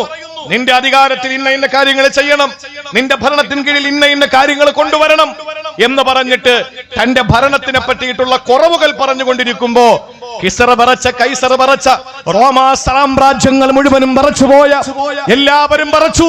അവസാനം അല്ലാഹുവിന്റെ റസൂൽ പറഞ്ഞല്ലോ, നീ പോകുന്ന വഴിയിൽ ഉമറേ പിശാച് പോലും വരില്ല. നിന്റെ കാൽ പെരുമാറ്റത്തിന്റെ ശബ്ദം കേട്ടാൽ ആ വഴിയിൽ നിന്ന് പിശാച് പോലും മാറിപ്പോകും ഉമറേ എന്ന് പറഞ്ഞ, പിശാച് പോലും പേടിച്ചു പോകുന്ന, ശൈത്താൻ പോലും ഉമർ തങ്ങളെ കണ്ട മാറിപ്പോകും. അതിനപ്പുറത്ത് ഇനി ആരാ ഉള്ളത് അദ്ദേഹത്തെ പരാജയപ്പെടുത്താൻ? ആ നിലയിൽ മഹാനായ ഉമർ റളിയല്ലാഹു അൻഹുവിന്റെ ആണത്വവും ആ ഉമർ റളിയല്ലാഹു അൻഹുവിന്റെ ശൂരത്വവും തെളിയിക്കപ്പെട്ടിരിക്കുമ്പോ ഒരു വൃദ്ധയായ സ്ത്രീയുടെ മുമ്പിൽ ഇങ്ങനെ തലകുമ്പിട്ട് നിൽക്കാൻ, പറയുന്നെല്ലാം അനുസരിച്ചുകൊണ്ട് നിൽക്കാൻ. കുറെ സമയം കഴിഞ്ഞപ്പോ ആളുകൾ വിളിച്ചിട്ട് ചോദിച്ചു, ഉമർ റളിയല്ലാഹു അൻഹുവിനോട് ചോദിച്ചു, ഉമർ തങ്ങളെ നിങ്ങൾക്ക് എന്തു പറ്റി? എല്ലാവരെയും പേടിപ്പിക്കുന്ന, വിറയ്ക്കുന്ന ആ കാലഘട്ടത്തിൽ കുഞ്ഞുങ്ങളെ ഭക്ഷണം കഴിച്ചില്ലെങ്കിൽ തള്ളമാര് പറയും, ഉമറിനെ ഇപ്പൊ വിളിക്കും, അപ്പോഴേ കുട്ടികൾ ഭക്ഷണം കഴിക്കും. അത്രയും വലിയ പേടി സ്വപ്നമായിരുന്ന ഉമർ റളിയല്ലാഹു തആല അൻഹു ഒരു വൃദ്ധയായ പെണ്ണിന്റെ മുമ്പിൽ ഇങ്ങനെ നിൽക്കാൻ. അവര് പറയുന്ന തോന്നിയതൊക്കെ പറയാ, ഭരണത്തിന്റെ കുറവുകൾ പറയാൻ, വികസനത്തിനെ പറ്റി സംസാരിക്കാൻ. ഇത് കണ്ടപ്പോൾ ഉമർ റളിയല്ലാഹു അൻഹുവിനോട് ചോദിച്ചു, എന്തു പറ്റി? ആ സ്ത്രീയുടെ മുമ്പിൽ നിങ്ങൾ എന്തേ പേടിച്ചു നിന്നത്? ആ സമയത്ത് ഉമർ റളിയല്ലാഹു അൻഹു പറഞ്ഞ മറുപടി എന്തെന്നറിയോ? ആ സ്ത്രീ എന്നെ പിടിച്ചു നിർത്തി സംസാരിക്കുമ്പോൾ ഞാൻ എങ്ങനെയാണ് അവരുടെ മുമ്പിൽ നിൽക്കാതിരിക്കുക? ഒരു ദിവസം മുഴുവനും ഉറങ്ങാതെ അവരുടെ മുമ്പിൽ നിൽക്കേണ്ടി വന്നാൽ പോലും ഞാൻ അവരുടെ മുമ്പിൽ പഞ്ചപുച്ഛമടക്കി നിൽക്കുമായിരുന്നു. അവര് പറയുന്നത് മുഴുവൻ കേൾക്കുമായിരുന്നു. ഒരു മണിക്കൂറല്ല, ഒരു ദിവസം മുഴുവനും അവരുടെ മുമ്പിൽ നിൽക്കേണ്ടി വന്നാൽ അവരുടെ ശകാരം മുഴുവനും കേൾക്കേണ്ടി വന്നാൽ അവര് പറയുന്നത് മുഴുവനും കേൾക്കേണ്ടി വന്നാൽ ഒരക്ഷരം പോലും ഞാൻ മറുപടി പറയാതെ അവരുടെ മുമ്പിൽ അനുസരണയോടെ ഞാൻ നിൽക്കും. സഹാബാ, എന്തുകൊണ്ട് നിൽക്കും ഉമർ തങ്ങളെ? ഉമർ ഇബ്നുൽ ഖത്താബ് തങ്ങൾ പറയുകയാണ്, ആ വൃദ്ധയായ സ്ത്രീ ആരെന്നറിയോ? ആ നിൽക്കുന്ന സ്ത്രീ ആരെന്നറിയോ? 7 ആകാശങ്ങൾക്ക് മുകളിൽ ആ സ്ത്രീയുടെ ശബ്ദം അല്ലാഹു കേട്ടിട്ട് ആ സ്ത്രീക്ക് വേണ്ടി അല്ലാഹു നിയമം ഇറക്കി കൊടുത്തിട്ട് അവരുടെ മനസ്സിന്റെ വേദന, അവരുടെ മനസ്സിന്റെ എല്ലാ നൊമ്പരങ്ങളും സപ്തവാനങ്ങൾക്ക് മുകളിൽ അല്ലാഹു റബ്ബുൽ ഇസ്സത്ത് കേട്ടിട്ട് അല്ലാഹു ആയത്തിറക്കി കൊടുത്ത പെണ്ണാ സഹൗലത്തു ബിന്ത് സഅലബത്ത് എന്ന പെണ്ണാ. ആ പെണ്ണാണ് ഖദ് സമി അല്ലാഹു ഖൗലല്ലതി തുജാദിലുക ഫീ സൗജിഹാ വതസ്തകി ഇലല്ലാഹ് വല്ലാഹു യസ്മഉ തഹാവുറകുമാ. എന്റെ പ്രിയപ്പെട്ട സഹോദരങ്ങളെ, ഖദ് സമിഅ എന്ന് പറയുന്ന 28ാമത്തെ ജുസ് ഉണ്ടല്ലോ, 28ാമത്തെ ജുസ് ഉണ്ടല്ലോ, താഴന്ന് ബേക്കിൽ നിന്ന് പുറകിൽ നിന്ന് മുന്നോട്ട് പോകുമ്പോൾ അമ്മ കഴിഞ്ഞിട്ട് തബാറക കഴിഞ്ഞിട്ട് 3ാമത്തെ ചെറിയ ജുസ് ഉണ്ടല്ലോ, ഖദ് സമി അല്ലാഹു ഖൗലല്ലതി തുജാദിലുക ഫീ സൗജിഹാ വതസ്തകി ഇലല്ലാഹ് വല്ലാഹു യസ്മഉ തഹാവുറകുമാ. 7 ആകാശങ്ങളിൽ മുകളിൽ നിന്നുകൊണ്ട് തമ്പുരാ ഈ സ്ത്രീയുടെ വേദന കേട്ടിട്ട് മറുപടി ഇറക്കി കൊടുത്തതാണ്. തന്റെ പ്രിയപ്പെട്ട ഭർത്താവ് ഏതോ ഒരു സന്ദർഭത്തിൽ അന്നത്തെ തലാഖിന് പകരമുള്ള വാചകം, ലിഹാറിന്റെ വാചകം ഉരുവിട്ടപ്പോൾ അന്തിക്കല്ലഗിരി ഉമ്മി, എടി നീ എന്റെ ഉമ്മയുടെ മുതുകു പോലെയാണ് എനിക്കെന്ന് പറഞ്ഞു. തൊലാഖിന്റെ മറ്റൊരു വെർഷനാണ്. ആ വാക്ക് കേട്ടപ്പോൾ ഇനി നിങ്ങൾ എന്നെ സമീപിക്കല്ലേ എന്ന് പറഞ്ഞിട്ട് ആ പെണ്ണ് ദീനീ ബോധമുള്ള ആ ഖൗലത്ത് ഒരു തീരുമാനമെടുത്തു. ആ തീരുമാനം റസൂലുള്ളാഹിന്റെ മുന്നിൽ വന്നിട്ട് പറയുകയാണ്, നബിയേ, എന്റെ മക്കളെ ഓർത്തിട്ടൊരു നിയമം എന്നോട് പറയണം. എന്റെ ഭർത്താവിന്റെ കൂടെ ഞാൻ എന്റെ മക്കളെ വിട്ടാൽ എന്റെ ഭർത്താവിന് മതബോധം കുറവാ, എന്റെ മക്കളെ പിഴച്ചു പോകും നബിയേ. എന്റെ കൂടെ എന്റെ മക്കൾ നിന്നാലോ അവർക്ക് ആഹാരം കൊടുക്കാൻ എന്റെ കയ്യിൽ സമ്പത്തില്ല, ഞാൻ പാവപ്പെട്ടവളാണ്, എനിക്ക് വലിയ സമ്പത്തൊന്നുമില്ല. അതുകൊണ്ട് ഞങ്ങളുടെ ഇടയിലുള്ള ബന്ധത്തിന് എന്തെങ്കിലും വിള്ളൽ വീണിട്ടുണ്ടോ ഒന്ന് പറയുമോ എന്ന് ചോദിച്ചപ്പോൾ റസൂലുള്ള പറഞ്ഞു, എനിക്കറിയില്ല, അള്ളാഹു ഒന്നും പറഞ്ഞിട്ടില്ല, അതുകൊണ്ട് എനിക്കറിയില്ല എന്ന് പറഞ്ഞിട്ട് റസൂലുള്ള ഖൗലത്ത് റളിയല്ലാഹു അൻഹു ഇറക്കി വിടുമ്പോ പുറത്തേക്ക് ഇറങ്ങി നിന്ന് 2 കൈകളും ആകാശത്തിലേക്ക് ഉയർത്തിയിട്ട് ഖൗലത്ത് റളിയല്ലാഹു അൻഹു ദുആറക്കുന്നു, റബ്ബേ, എന്റെ ഭർത്താവ് ഔസ് ബിൻ സാമിത്തിന്റെ വിഷയത്തില്, ഈ പാവപ്പെട്ട ഖൗലത്ത് ബിൻത് സഅലബയുടെ ആ വിഷയത്തില് നീ ഒരു തീരുമാനം തരണേ തമ്പുരാനെ, നീ ഒരു തീരുമാനം തരണേ തമ്പുരാനെ. എന്റെ മക്കള് പാവപ്പെട്ട മക്കളാണ്, വഴിയാധാരമാണ്. എന്റെ കൂടെ കൂടിയാൽ എന്റെ മക്കൾക്ക് സമ്പത്തില്ല, ഭക്ഷണമില്ല. എന്റെ ഭർത്താവിന്റെ കൂടെ വിട്ടാൽ എന്റെ പ്രിയപ്പെട്ടവന് വയോധികനാണ്, എന്റെ മക്കൾക്ക് തർബിയത്ത് കൊടുക്കാൻ അദ്ദേഹത്തിന് കഴിയില്ല, എന്റെ മക്കൾ എനിക്ക് നഷ്ടമാകും. അതുകൊണ്ട് തമ്പുരാനെ എന്റെ വിഷയം നീ ഒന്ന് കേൾക്കണേ അല്ലാ. ഈ അങ്ങോട്ട് ദുആ കഴിഞ്ഞപ്പോൾ നബിതങ്ങളുടെ നെറ്റിത്തടപ്പിൽ വിയർപ്പ് കണങ്ങൾ പ്രകടമാവുകയാണ്. നസലൽ അമീനു മലക്ക് ജിബ്രീൽ 7 ആകാശങ്ങൾക്ക് മുകളിൽ നിന്ന് ഇറങ്ങി വരികയാണ്. ഓതിക്കൊടുക്കുന്നു, നബിയേ, അങ്ങയുടെ മുമ്പിൽ വന്ന് സങ്കടം ബോധിപ്പിച്ച ഖൗലയെ തിരിച്ചു വിളിക്കൂ നബിയേ, എന്നിട്ട് പറയൂ നബിയേ, ഖദ് സമി അല്ലാഹു ഖൗലല്ലതി തുജാദിലുക ഫീ സൗജിഹാ വതസ്തകീ ഇലല്ലാഹ് വല്ലാഹു യസ്മഉ തഹാവുറകുമാ. പറയൂ നബിയേ എന്ന് പറഞ്ഞിട്ട് അല്ലാഹുവിന്റെ റസൂലിനെ കൊണ്ട് തിരിച്ചു വിളിപ്പിച്ചിട്ട് വിശുദ്ധ ഖുർആനിന്റെ നിയമനിർമ്മാണം നടത്തിയ പെണ്ണാണ് ആ പെണ്ണ്.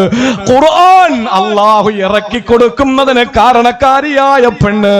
ആ പെണ്ണ് എത്ര പറഞ്ഞാലും ഞാൻ കേട്ടുകൊണ്ട് നിൽക്കൂ. ആ സ്ത്രീ എന്നെ വിടാതെ പിന്തുടർന്നാലും ഞാൻ അനുസരിക്കൂ. കാരണം അല്ലാഹു ഒരായത്ത് ആ സ്ത്രീയുടെ കാരണത്താൽ ഇറക്കി കൊടുത്തതാണ്.